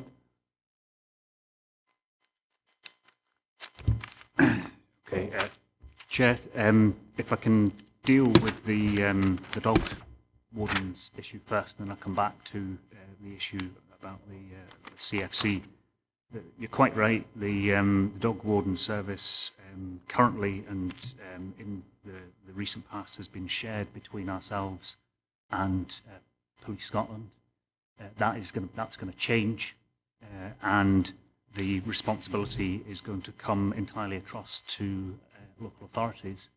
Police. The way it worked previously is that the police provided essentially out of hours cover for that function. So if there was an issue that cropped up evenings and weekends, then the police would respond to it and deal with the situation in liaison with the dog pound.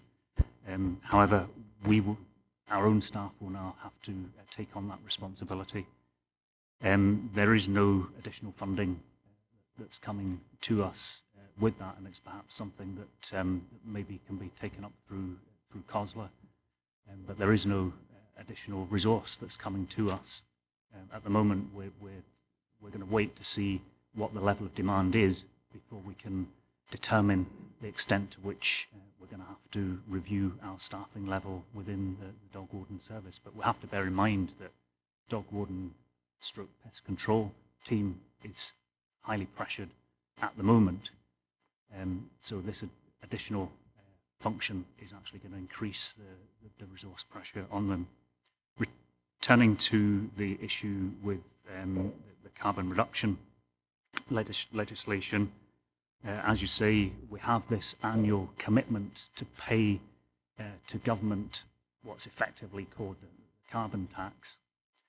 And part of the reason that the function that you refer to with the administrative staff who are responsible for processing all the energy invoices, they transferred to us from property services to ensure a better tie-in with the bigger sustainable development work and to make sure that we had robust processes in place, because these processes are externally audited, and if they're found to be lacking in any way, we can actually get a penalty imposed on us. So we absolutely had to make sure that that process was done rigorously, which is why we now have those two posts in that team.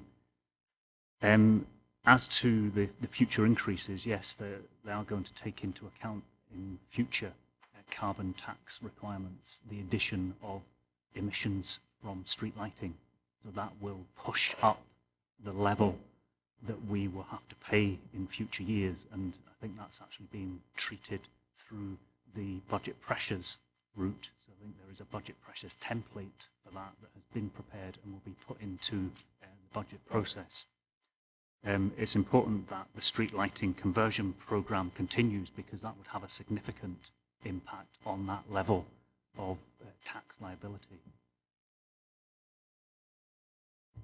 Does that answer your question? Yeah, it doesn't. Partly, saying part of that question was, I know the increase is going from £12 to £16 per tonne, and if we are replacing them at a certain rate, would acceleration of that, would that help to bring down the costs, or not? Or does that £167,000 extra for the street lighting part of it, it's due, is that fixed with the calculation of the street lighting having been replaced? It makes that assumption, yes, that the programme of street lighting that we've been talking about is delivered. So that's built into the calculation. Thanks, Steve. Jeff? Just going back to the renewable energy projects, the council's one, I see that business cases are being developed, and as you said, that the actual installation of these and systems is time critical. So is it effectively a spend to save project? If we can put the money in up front in order to get these business cases developed, then that actually give us quite a substantial income, net income thereafter. So what sort of amount of money are we talking about? When it says substantial, are we talking about tens of thousands or possibly hundreds of thousands, etc.? And the other one is the high hedges legislation. I know a fee will be payable for people to actually make an application to the council, and you're talking about 0.5 full-time equivalent. Will that effectively be cost neutral because of the fees which will be chargeable?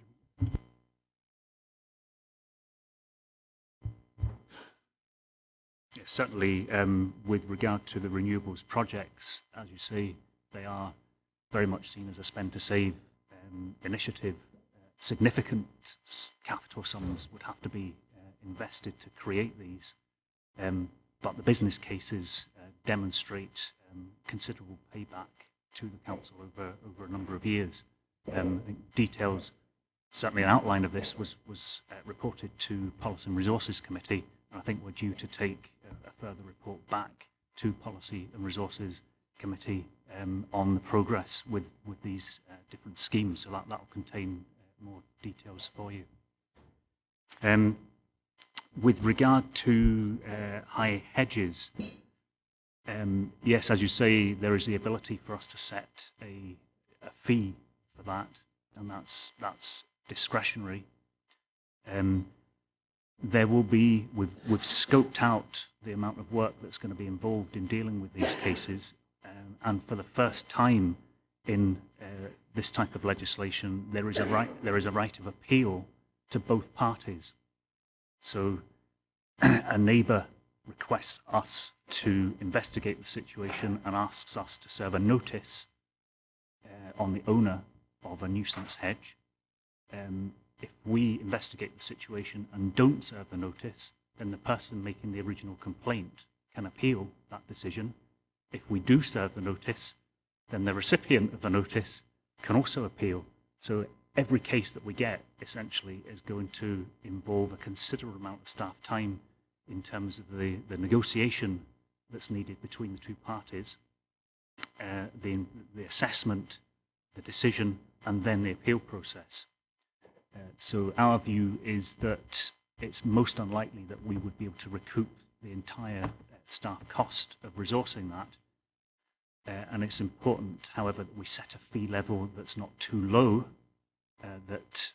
but that also isn't too high. We have to assure the public that they have this opportunity to seek a notice to be served without encouraging too many to come forward by having an extremely low fee. We're still assessing what level that would be set at, and I'm speaking to my counterparts in other authorities as well, so that we can get a degree of consistency across the board. But the amount that's put into the service review would be a net figure essentially. We think that the level of income is only likely to be a few £1,000s, maybe £3,000 or £4,000 a year, depending on how many cases we actually get. It's not going to be that golden egg for the budget there, Jeff. Do we have any other questions? No? Okay, thanks very much indeed for that, Steve. That was excellent. Sorry, Jim, but I'm not missing my vice chair out. Yeah, thanks, Paul. It's in page 421. It's on what can be improved in the service, and it's replacement of the possible geographically based east and west teams with a region-wide subject-based team. That's also repeated in page 427, which is the suggested options for the development management team. When you look at your second last slide, which was the restructure, the unfortunate thing is when the public hear restructure, I certainly know what they think in the Stranraer end. Restructure means Stranraer loses, Dumfries gets the jobs. I'm quite sure it will be much the same in Annan and Kirkcudbright area as well. It's just, it says replace the geographically based east and west teams into subject based. It's just an assurance that we're not looking at just basing the subject based teams in Dumfries. You could centralise, if you want another word, a subject based team just as easily in Stranraer as you or Kirkcudbright or wherever than you can in Dumfries. Yeah, Chair, I'm happy to provide reassurance that the intention is absolutely not to withdraw from the Stranraer office. We're simply looking at reconfiguring the way in which the teams are structured. There would be people in the Stranraer office dealing with all levels of planning applications, but they would just form part of region-wide teams in future, rather than having geographic-based teams trying to deal with everything from conservatories and porches to wind farms and Stranraer waterfront. So we're trying to get a degree of specialisation going, because the experience of other, particularly the other large rural authorities that we've been benchmarking with, is that where they have done that, they have noticed an improvement in performance.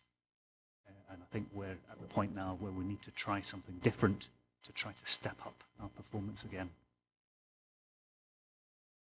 Thanks very much for that, Steve.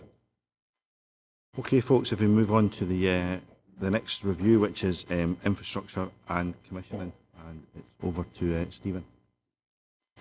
Thank you, Chair. Just the first slide here, a bit of an overview of the service, kind of the highlights running through what's covered in the kind of overview of the service in the report itself. The drivers for the service are very much strategic asset management. Through this committee, we have some very high value and wide-ranging asset bases to look after.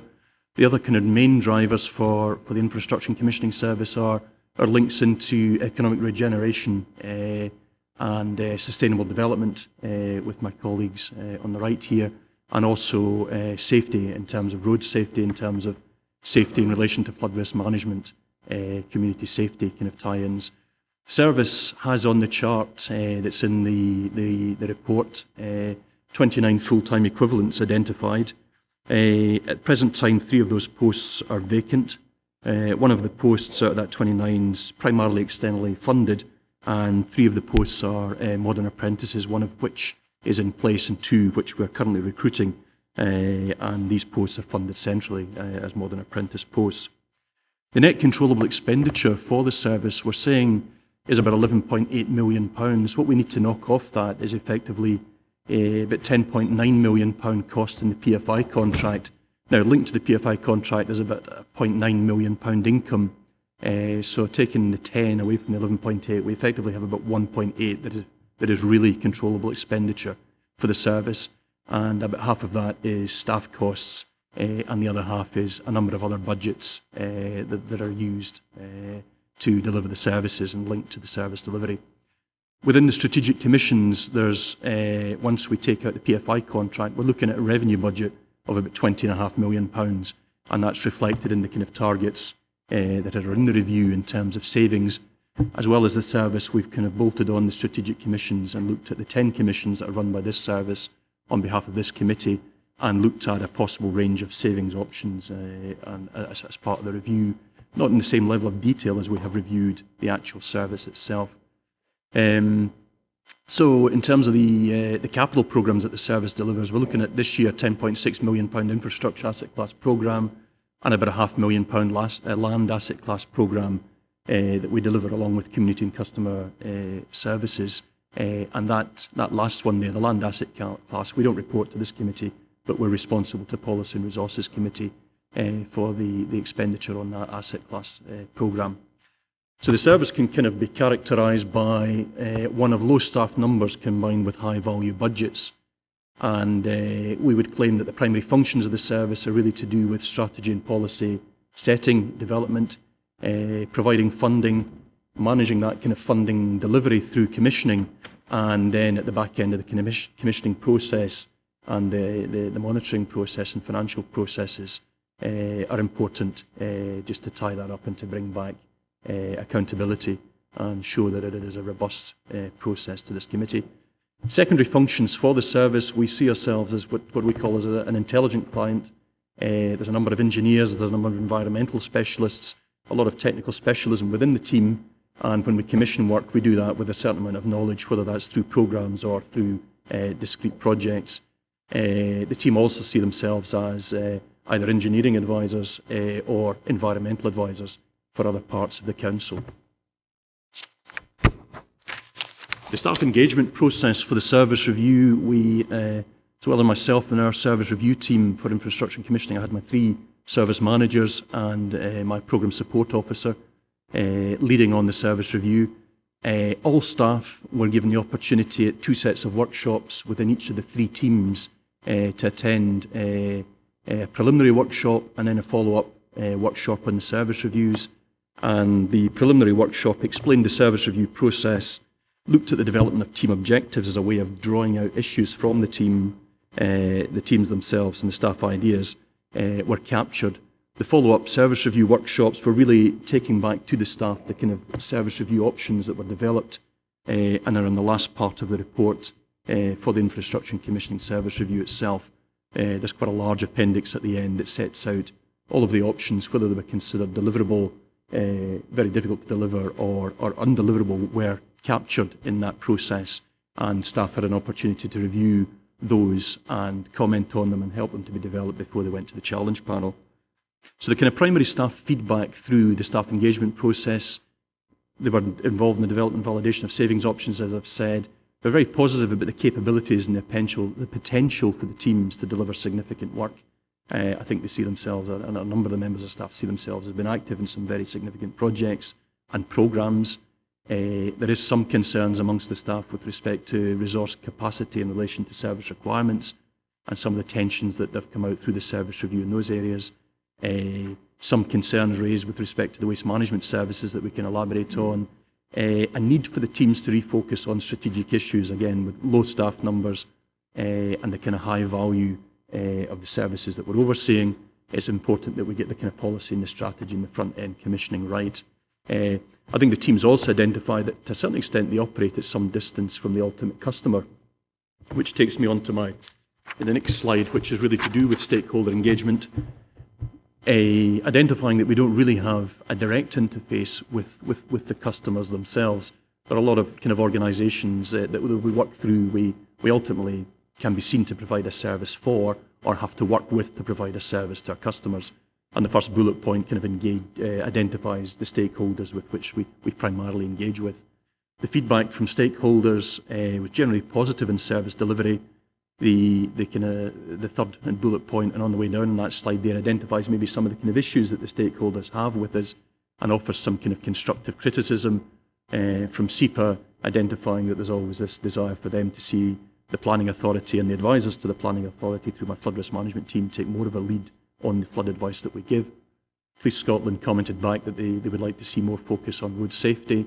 We've got some comments back internally from the economic development team just about how we work together as clients on some of the strategic projects, where that works well, and where that we need to maybe develop that as we come forward on some very large projects that have a joint kind of engineering and economic development inputs to them. We also identified in the kind of feedback some conflicts with the design role with our technical specialists on the team taking forward outline designs. We can sometimes step on toes. I'll not say too much more about that unless I'm asked questions on it. And our finance colleagues' feedback that we're consistently seeking additional resources, which I took as a compliment. The benchmarking process itself, I would advocate, was probably more difficult for this particular service within P&E. I would say it's a pretty unique range of services that we deliver, and in itself, I haven't been through the process of benchmarking the kind of 20 plus staff that we have working that range from delivery of contaminated land, waste management, waste collection, the roads and infrastructure services, flood risk management, and our network strategy functions and active travel. It is a very wide-ranging portfolio, and looking at other authorities and the way that they deliver the services, we're probably fairly unique in the way we've embraced the kind of commissioning and delivery model. And to that end, what we've looked at in terms of the benchmarking for this service review for this service kind of focuses more on the wider services delivered. Having said that, looking at the service itself, there was a management standards survey carried out that threw up some poor results on kind of staff concerns with morale, overworking, and possibly even robust management that we're dealing with. That's a kind of internal identification of the kind of low staff numbers and maybe some of the pressures that they have in delivering the service. Looking at the SPIs, we know that we have good performance on our waste recycling rate and our cost of collections. We know that we have poor performance in relation to road condition relative to other local authorities, and we have good performance on the cleanliness of public spaces. We then look at the strategic commission data, the indicators and the trend data that we report twice a year to the area committees and once a year to this committee. and we've identified kind of inadequate customer satisfaction survey data that we're addressing through further survey work on customer feedback on satisfaction. And again, we're drawing out some of the issues on that, on the commissions about carriageway defect repair times being too long, timescales to undertake safety inspections being too long, and certainly through the commissioning process we're seeing much more interest in members on area-specific data and contextual data to put the primary indicators, the performance indicators, into context, and details on feeding back on the complaints and the service failures. So we're seeing over the kind of 3 years we're running the commissions, members' desire to have more kind of feedback on that kind of benchmarking data. We also take part in a kind of wide-ranging national set of indicators on the infrastructure, and again it kind of reinforces the data that we have on poor carriageway condition, carriageway defect repairs taking too long.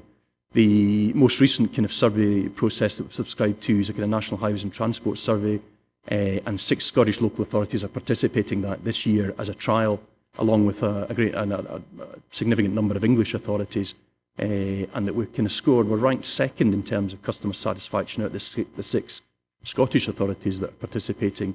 We're seeing low satisfaction scores for condition of roads, repairs, quality, traffic enforcement, and seeing high satisfaction scores for street lighting, accessibility, and public transport. So some of the key issues that come out of the service review process for me, identified by the kind of service review team for the infrastructure and commissioning service, the waste management contract is very much something that's reflected by staff. And there we're really kind of focused on, I think it's probably the kind of priorities, the 2 priorities for that environment team are the top 2 bullet points there. They need to focus on the impacts in the PFI contract of the variations that we need to negotiate and deliver through the new requirements under the Waste Scotland regulations, and then for the waste collection service, the impact that those regulations have in us delivering a curbside food, separate food and recyclate collection service. We also have identified that we seem to be a bit ambitious with the resources that we have available to us, and I think again it comes back to kind of small numbers of teams being drawn into work and maybe being drawn away from maintaining a strategic position, which is the kind of 4th bullet point there. We see ourselves very much trying to make sure that we get the strategic input to the commissions and the services that we deliver right. To a certain extent, we sometimes get drawn into the tactical level that's maybe better delivered and more efficiently delivered by our service delivery partners. We've talked a bit about the design functions within infrastructure and commissioning, and again we need to just have a step back and a look at that process and work out if that's the most efficient way to deliver some of the preliminary design within our service, where we actually have, we use quite a high percentage of the resource available from engineering design in terms of delivering projects and programmes. We've identified in the past, the 2012 Roads and Infrastructure Service Review identified that the team was under-resourced against strategic asset management capability, and that's something that over a period of time we've worked to build up the resource appropriately in response to that. Through the service review, we've identified there's a number of work packages, particularly in the strategy side, that we feel that we've been slow to deliver and would have been better to get out sooner, and would kind of head off some of the issues and the questions that arise, whether that's to do with the local transport strategy, whether that's to do with the burial strategy. We feel that those work packages would have been better served being delivered earlier. And we're also seeing, as I've said, the kind of drivers to increase the monitoring role with respect to the strategic commissions, and it's certainly something that's been discussed at this committee, particularly with respect to roads maintenance, performance monitoring and performance assurance framework. The next slide shows the kind of savings options, and it is very difficult to see on the screen. There's a lot kind of packed into it. It is on page 17 of the report in front of you. That's a straight copy, and that's Appendix 4 to the main report on page 17. And it sets out the kind of options and a kind of indicative timeline on when they could be delivered over the next 3 financial years. So to reach the kind of 5% target on the actual budget, the kind of staff and available budget to the infrastructure and commissioning service, we're looking at a number of options, including a voluntary early retirement, a number of small budgets that can be tweaked slightly with the cancellation of a certain amount of advertising in the winter service, a subscription to an asset management group that are English because we're kind of focusing very much now on the kind of Scottish approach to the asset management project. There's the possibility, we reckon, within contaminated land data usage to raise charges slightly and maybe generate slightly more income there. There's the possibility to take one of our technician vacancies as a saving, and we reckon we can probably review the harbour management budget and make some savings there, and that gives us about 5% savings on the net controllable budget for the service.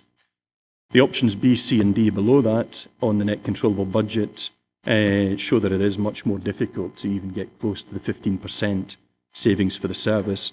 But what it does require is the capitalisation of what we're identifying as 5 posts there within the service. And these are staff resources that are primarily involved in delivering the programmes or the projects that the service lead on. And as the report identifies, this requires just a case to be put for the auditor's approval, just to convince the auditors that that is something that is justifiable under the regulations on capital funding. The savings options and the commissions are at the bottom of the page there, and to hit the 8.6 to 10.4% savings on the commissions is probably relatively more straightforward to deliver than delivering the 14.2 to 17.7% savings options that we have at the bottom of the page. The first set of kind of savings options there, we identified that the public conveniences, the automatic conveniences, were taken forward already with this committee's approval, and that's the kind of savings potential over the next 3 years that will arise out of that process of removing those services. We're also identifying there's a review going on within DG First on the delivery of the public open space grounds maintenance, and the report contains a certain amount of detail that's been picked up from the initial phases of that DG First review, very much looking at areas of grounds maintenance where we can cut back on services and the savings that might arise out of that. We also have put forward options for capitalisation of part of the surface dressing programme and part of the revenue surfacing carriageway strengthening programme. And again, these are subject saving options subject to consideration by the auditors. We then looked at the kind of complete range of the commissions and came up with some some significantly difficult to deliver savings options on public conveniences and reduction of service there, further reduction in the street cleansing service, reduction in the length of the carriageway network that we treat under winter service. And then the final option there, again, is another review that DG First are taking forward that will kick in potentially with savings in future years, where they're looking at a more efficient use of their road service and ground service operational delivery to realise some savings on that. So turning to the impacts of these options that have come out of the review, the vacancy removal will result in some work packages progressing obviously at a slower pace, but I think primarily we need to manage that process through a focus on activities of priority that members have set us through the business plan in terms of a direction to go forward in. Funding of staff costs from capital will slightly reduce the infrastructure asset class programme budget, but we're looking at a £10.6 million budget, and over the next 2 years that's set at about £9 million. The voluntary early requirement will require the reallocation of some activities within the team, and it will also require us to cease to provide some activities that our colleagues on the planning side may need to source elsewhere in terms of advice on planning applications related to transport assessments. The capitalisation of the roads maintenance activities will reduce budget flexibility to a certain extent for our service delivery body, and setting revenue as capital within their budget effectively means that the way that they can spend that money is much more rigorously enforced in terms of the capital expenditure guidelines. Reduction of winter service treatment routes will obviously result in significant lengths of untreated carriageway, which may have road safety issues. Closure of public conveniences, it would be impacts on perception of the region by visitors, and ultimately would require reduction in staff redundancies in delivery of that service. And reducing the grounds and public open space maintenance will require less maintenance, grounds maintenance of burial grounds, public open space, would reduce the burying plant scheme, require closure of one of the nursery depots run by DG First, may impact in terms of the options. There's a kind of number of subset of options within that option, but may impact on the garden maintenance scheme as well. And ultimately, to deliver the full range of savings, we'd be looking at staff redundancies on that option. Although initially savings would be made through the reduction in the use of seasonal staff. That's a kind of overview of the infrastructure and commissioning service, and happy to take questions on that. Yeah, thanks, Steve. I'd like to take this opportunity, because I haven't, and the amount of work that's been put in by each of the heads of service and also Alistair and the rest of the teams that actually took part in the service reviews. Is there any questions?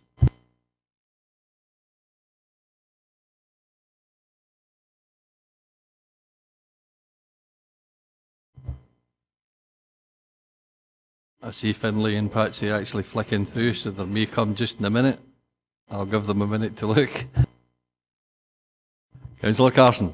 Thank you. Just, it was on, we've got a very handy coloured green, amber and red deliverables on page 15 and 16.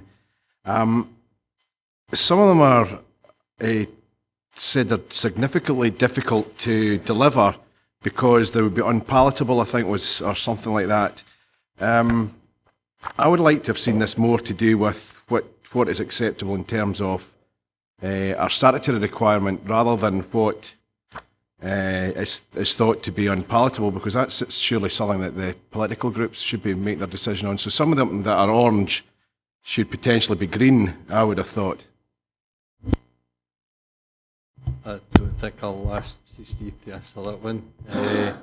I think it would the main kind of thing that I took for it was that Stephen and his team were trying to be as helpful and as truthful as possible.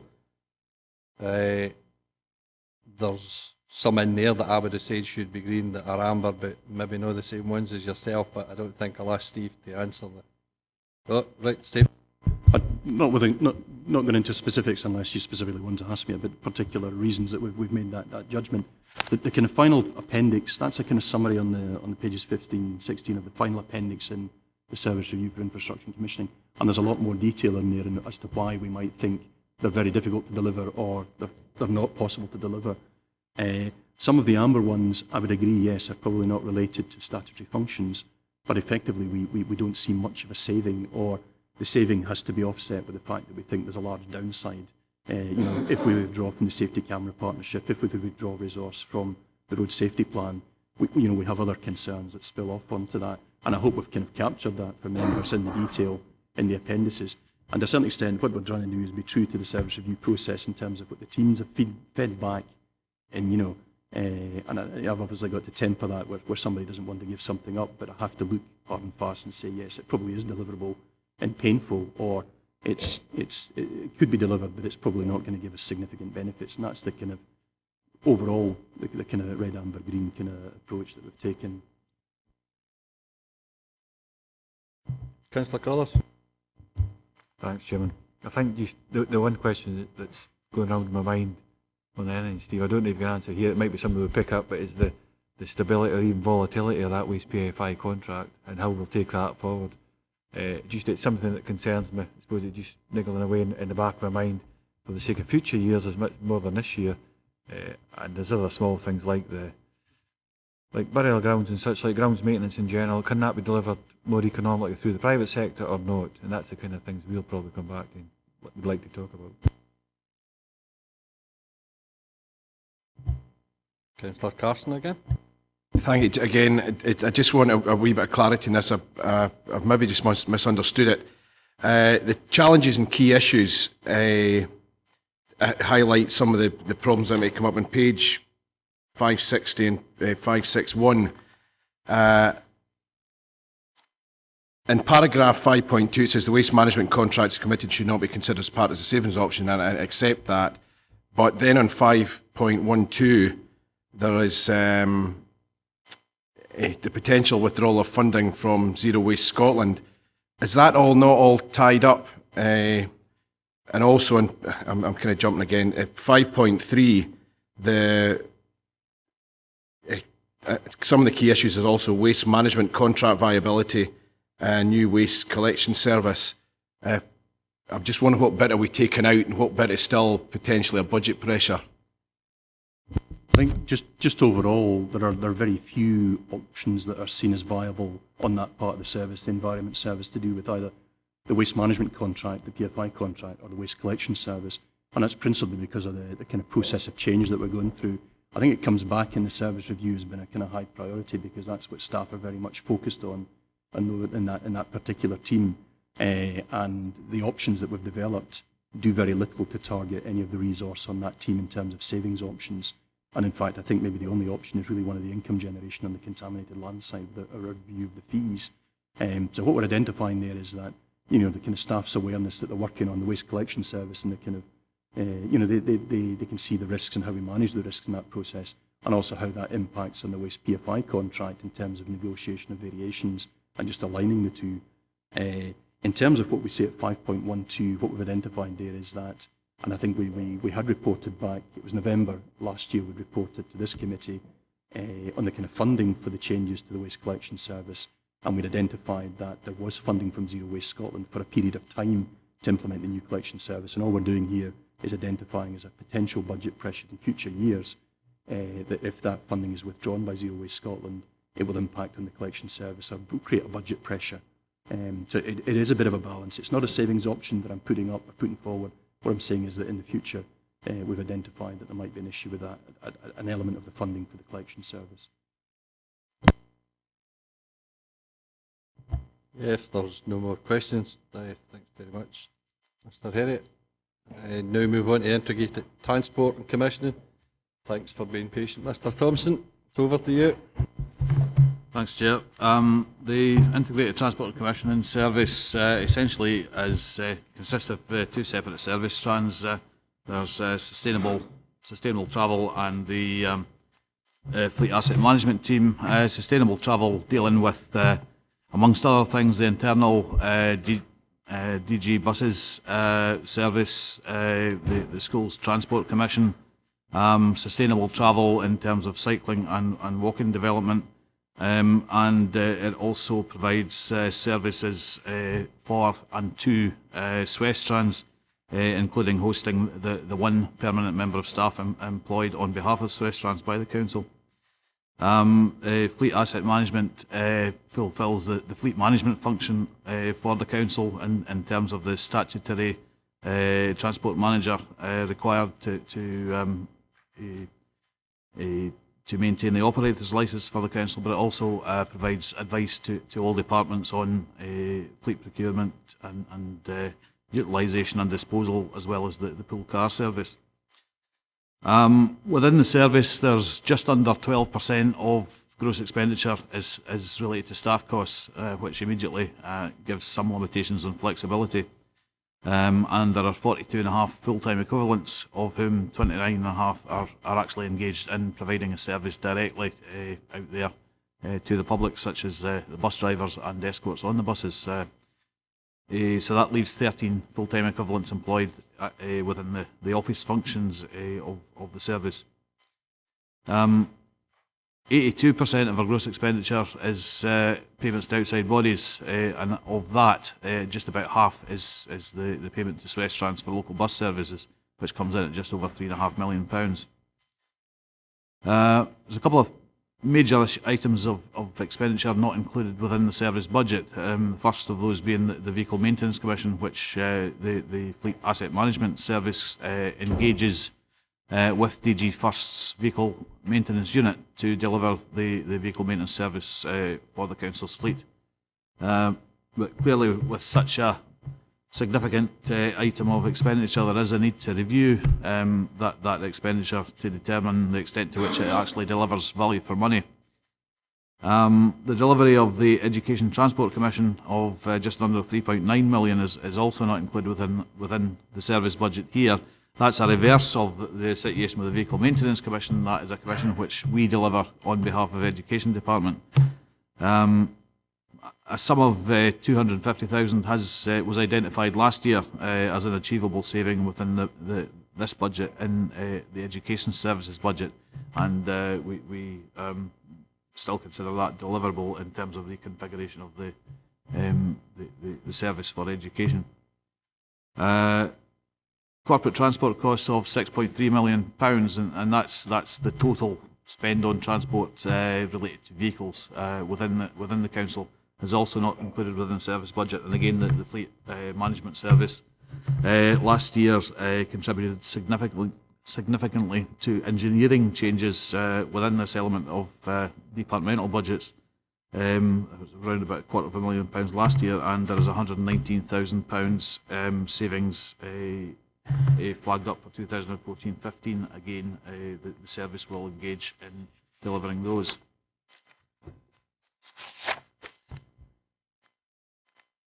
In terms of staff engagement, we knew from previous exercises within the service, such as the Council Stress Survey, that staff within the service generally felt that they had a good grasp of their roles and responsibilities and how they contributed to service and corporate objectives.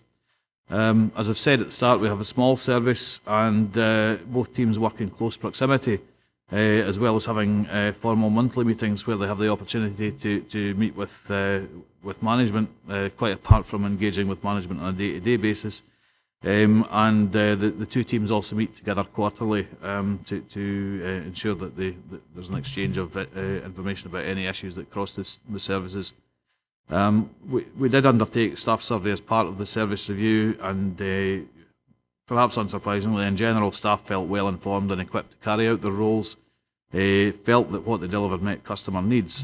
But they did put forward some suggestions for service improvement, which included a clarification of roles across services, and these to some extent related to clarification of the roles and responsibilities between integrated transport and infrastructure and commissioning, in particular as referred to cycling and walking infrastructure. Also, there's potential for utilising customer service centres for delivering the frontline interface in relation potentially to TaxiCard, the process of application for that, and also the concessionary travel pass, which our service handles within the council on behalf of Scottish Government. The staff also felt there was a case for improving consultation and marketing to moderate customer expectations. And what we mean by that is really to make it clear to the public, as well as representatives groups, just what kind of level and quality of service can be delivered within the resources available. And one final point, which isn't mentioned on the slide, but it was felt that there was potential a potential shortfall in terms of there being a monitoring role out there for either public transport and for schools transport as well, in terms of monitoring the quality of the transport provided by external operators. We did consult stakeholders via questionnaire, and there had also been a couple of exercises undertaken in terms of external stakeholder engagement through a bus user survey which Swestrans undertook in the summer of 2013, and results came in round about the time that the service review was being undertaken. That did indicate high approval ratings for cleanliness of buses, for their reliability and their accessibility in terms of the physical vehicles themselves. But there was a less high approval for convenience in terms of buses actually being where people wanted them to be at particular times. The National Highways and Transport Survey that Stephen's already referred to also highlighted that Dumfries and Galloway fared more poorly than the Scottish average in terms of the availability of community transport and the reliability and availability of taxis. And again, it's perhaps not surprising in a rural area that our population generally feels that they have less access to these types of transport than in the cities. But we did fare better than average in terms of our fares, the quality of both buses and drivers, perhaps surprisingly sometimes in terms of the buses.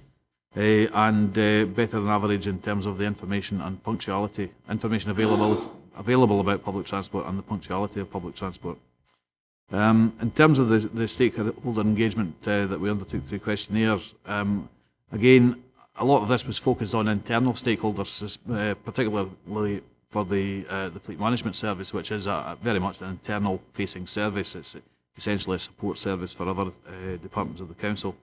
Again, generally high approval for standards and quality, and lower for resource availability, and that tended to be, for the internal stakeholders, that tended to be focused on the pool cars, and a number of comments about why can't we have more pool cars, and again that's very much a resource issue, as well as a parking issue.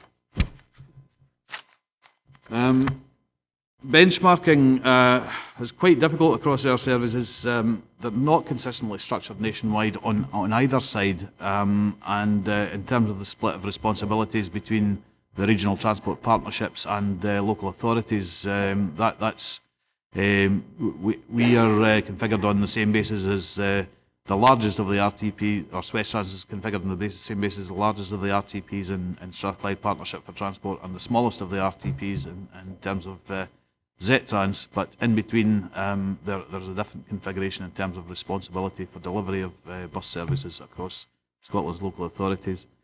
All the local authorities tend to have different configurations of responsibility for fleet as well, between fleet and vehicle maintenance. Where we were able to look at some of our indicators, we generally found we're around average in terms of delivery cost, although our local bus services tended to be much higher than average. We're the second most rurally dispersed mainland authority. Our people tend to live in smaller communities and more dispersed communities, and therefore, again, that's perhaps not surprising. One area where we were able to determine a distinct difference between ourselves and our authorities in terms of the fleet side was in our servicing intervals. We service our light vehicles on average, well, no, it's not on average, it's a specified servicing interval of 17 weeks, where 50% of other authorities surveyed, responding to the survey in Scotland, service on a once-a-year basis. And another third service twice a year. So there's a difference there, and that's an area where we'd suggest there's potential for looking to reduce some costs.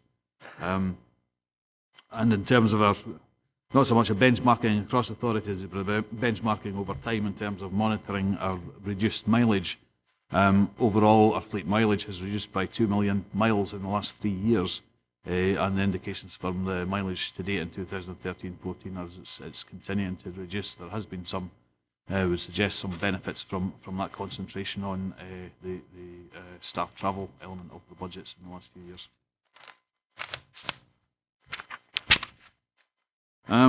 So key issues highlighted during the review. There's an ongoing review of education transport costs, which really is refreshed on an annual basis as the pupil numbers change from one school year to the other, and that gives us an opportunity then to look at the way that we provide school transport. And there's opportunities there to deliver savings in-house through the in-house team and through procured services from outside. We do tend to look at that as a kind of composite because we can use the in-house service where it delivers the best cost advantage against private sector. There are limited opportunities to capitalise staff costs, and there is one 0.6 FTE employee who's engaged generally in capital projects, and would suggest that there's potential to look at that post. The taxi card scheme caused some comment, both through stakeholder consultation but also through staff consultation. The issues are really about the availability of the scheme. There is a bit of a postcode lottery in terms of the availability of the taxi card scheme. In some of the rural areas, just because of the lack of a taxi provider, you can't use a taxi card even if you had one. And in others, the taxi operators won't necessarily participate in the taxi card scheme. So there is a discrepancies in availability across the region. there is also some concern on the part of the operators about the effectiveness of the system that they're given to use, the taxi card system, which again leads them to be less keen to engage in the scheme. There's also some duplication in terms of provision of the taxi card to individuals who may already receive a mobility allowance, and there's an element of potentially duplication in provision there. The inclusion of the element of budget which relates to local bus services, which is passed to Sederunt to deliver local bus services, boosts the potential for savings, but there is also potential for that to be very difficult to deliver. It was included within the process after the first engagement, I think, with the challenge panel. Given that the main concern highlighted within the customer surveys is that was over availability of bus services and frequency of services, that may well be an issue. As members will be aware also, the Sederunt as the RTP undertook a major review of local bus services in 2011-12, which was implemented in 2012, and part of that process was a consultation with the public through the council and community council, area committees, to determine the optimum level of provision. There are some opportunities for improving accessibility to transport through community transport groups, especially for vulnerable groups and especially within rural areas. And this has been taken forward through the Rural Transport Solutions Project as agreed by committee last week and reported to committee last week as well. So in terms of the savings options, which are also on page 19 of the report, the savings options within option A, amounting to 6.3%, we feel confident that we can, through the first two lines, achieve those savings as part of the overall review of Education Transport Commission. There's the option there for taxi card would be to cease operation. One of the other issues with the taxi card scheme as it stands is the lack of uptake on it. Currently, there are 1,600 taxi card holders who use approximately £30 of their £100 allowance on an annual basis. If all 1,600 were to take up their full £100 allowance, the budget of 48,000 would be overspent by a margin of 113,000 £113,000. So even to improve the availability of the service would put a significant budget pressure there as well. The local bus services, what we've done within here is given a number of options for reviewing services, and those are at varying percentage levels within the first option, and options B, C and D are essentially escalating the extent to which we review local bus services. The reductions in staff working hours, the capitalisation and the cessation of one temporary contract within fleet management side can, we think, be accommodated fairly easily within the team. In terms of impacts there, as I said, there's manageable staff reductions there with some reallocation of duties required, but should be able to be accommodated, and the reconfiguration of school transport service runs, as I say, would be done in conjunction with the review of the externally procured services. We've already referred to taxi card there as well. In terms of the impact of the reviews of local bus services, a 4% reduction, which is that within option A, would require the termination of Sunday and evening services and some park week services and some cross-boundary services. Then option B at 9% would some rural town services and off-peak Dumfries services would have to be taken out, and at 15% you'd be looking at some of the intermodal links, so links between rail and potentially ferry services as well. And 20% would mean the loss of remaining rural town services, off-peak Dumfries town services and early morning services.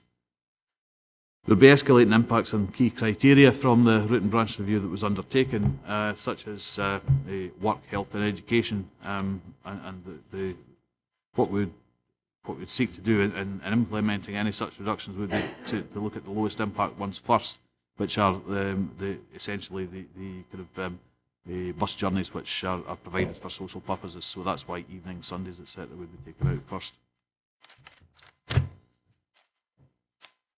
And in terms of the Vehicle Maintenance Commission, as I said, the comparison does show that we are currently committing to a greater level of inspection for the light vehicles element of the fleet.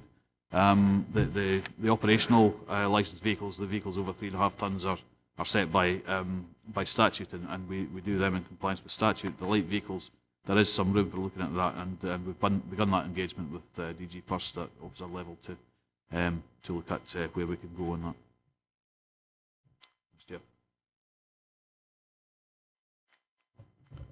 Thanks very much, Harry. Any questions for Harry? Ian?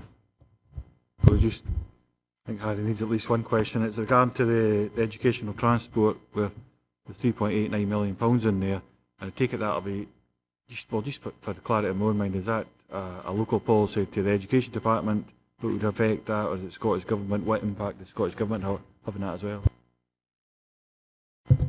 Chair, the reduction in the cost of that Education Transport Commission will be undertaken whilst seeking to, we will comply with both council policy and the statute in terms of the responsibility to transport children who live either 2 or 3 miles from the school.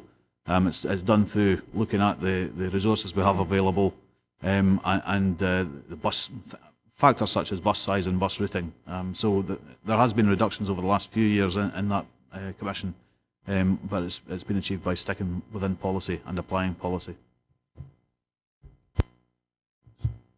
Craig? Thank you, Chair. Just a bit of clarification as well, please, Harry. With your budget of 5 million that you have, 3.5 handed directly to Swiss Trans. That's in the papers there. And I think I'm correct in saying that 3.5 million does not come under the review here, the savings review. And yet we are talking about the possibility of applying savings to the educational transport side of things. So I do have a bit of difficulty to think that we can just straight away hand 3.5 million out of the allocated budget to Swiss Trans without looking at any viable savings options within that particular part of the budget, when we are looking at possible savings options through educational transport. So I'd like to know why we can't look at that budget as a whole for possible savings options, why it's split like that. So if we could have some sort of confirmation on that, please.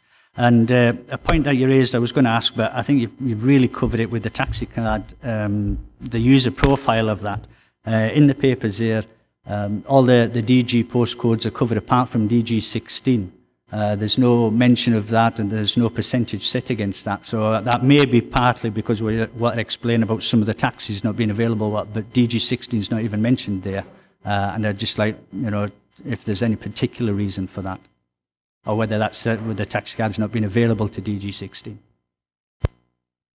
To refer to the taxi card first, I'd have to look into that. I would assume it may well be because there is no uptake within the DG 16 area, or it may have been missed off. So I'll look at that and come back to you on that, or come back to the committee on that through email. In terms of the element of the budget that's passed to Swiss Trans for delivery of local bus services, Swiss Trans has the statutory responsibility to deliver socially necessary bus services. But as with many statutory services, there's no stipulated level of service there. However, the Regional Transport Partnership did undertake that review in 2011-12 in terms of the level of bus service that it should provide. And at that time it was undertaken in the context of the potential for increased costs at the time when they were tendering 70% of their services. So they undertook that review in 11-12, and they did that, as I say, the consultation was done very much through the council and the area committees. Members who were part of the council at that time will recall area committees discussed bus service, local bus services in some detail. So it's included within the budget for the purposes of the review. It's not excluded, and that's why there are options put there for members.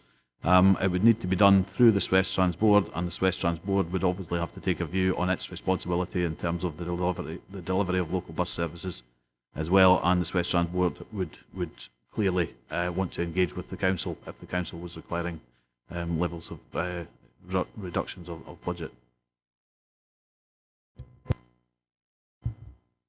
Ian? Thanks very much. You're just on the same point, but I think West Trans has the ability, I think, to put a requisition order on the council when it comes to revenue funding. And so how would it, is that correct? Not capital, but revenue? I think that's correct. Or maybe I'm misunderstanding, and that's why I didn't dig into it. But you're saying, anyways, the council can still look at that seriously, but it'd have to be in collaboration with West Trans. But just on the, I always thought West Trans were a body that did have that ability to request money from the council, and we didn't really have any option if they enforced that. There could be circumstances where the West Trans Board could requisition money that it felt it required for the delivery of services from the council. Obviously, that's an issue that the West Trans Board would want to look at, you know, I serve as a lead officer to the West Trans Board as well as the head of transport for the council, but it's an issue that members would have to look at, and clearly many members of the West Trans Board are also council members. Any final questions for Harry? No? Okay, thanks very much, Harry. Okay, I'm just going to ask Alistair now to summarise where we are in terms of all the service reviews.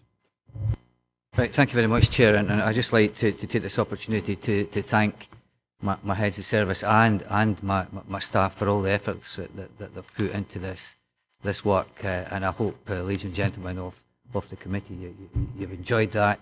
You feel that it is a service review as was expected, and as I say, we'll be delighted to come around groups in the next few weeks, in the next few days, whenever you wish, to advise you more on the outcomes. I'd also like to thank Stuart, our business manager, for helping with the IT. I left him out at the start, so my apologies, Stuart.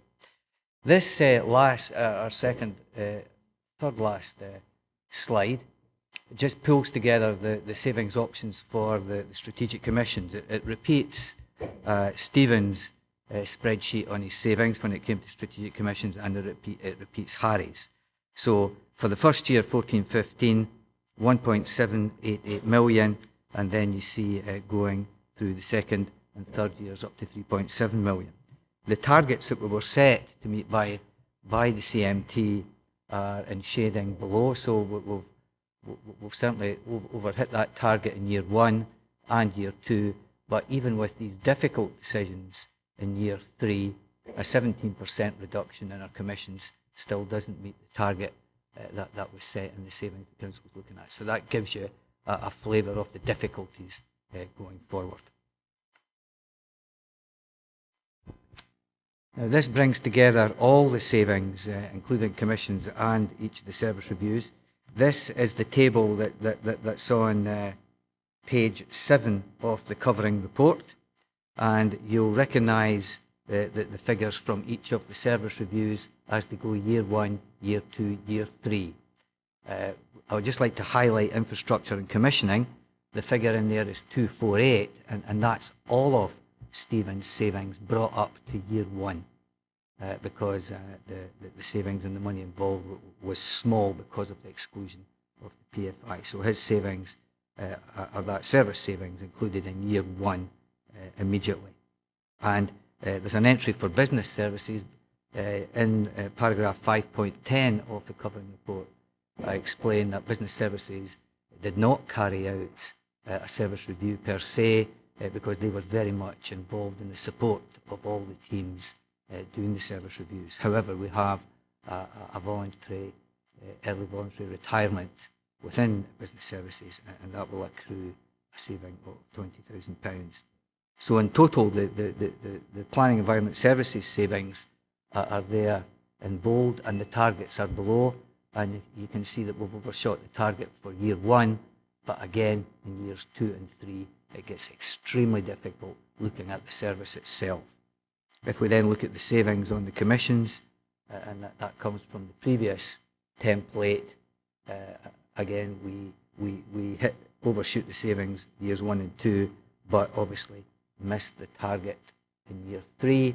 And overall, if we look at the total savings for planning environment services, we've overshot the target for year 1, but years 2 and 3 below the target, and again just highlights the difficulties ahead.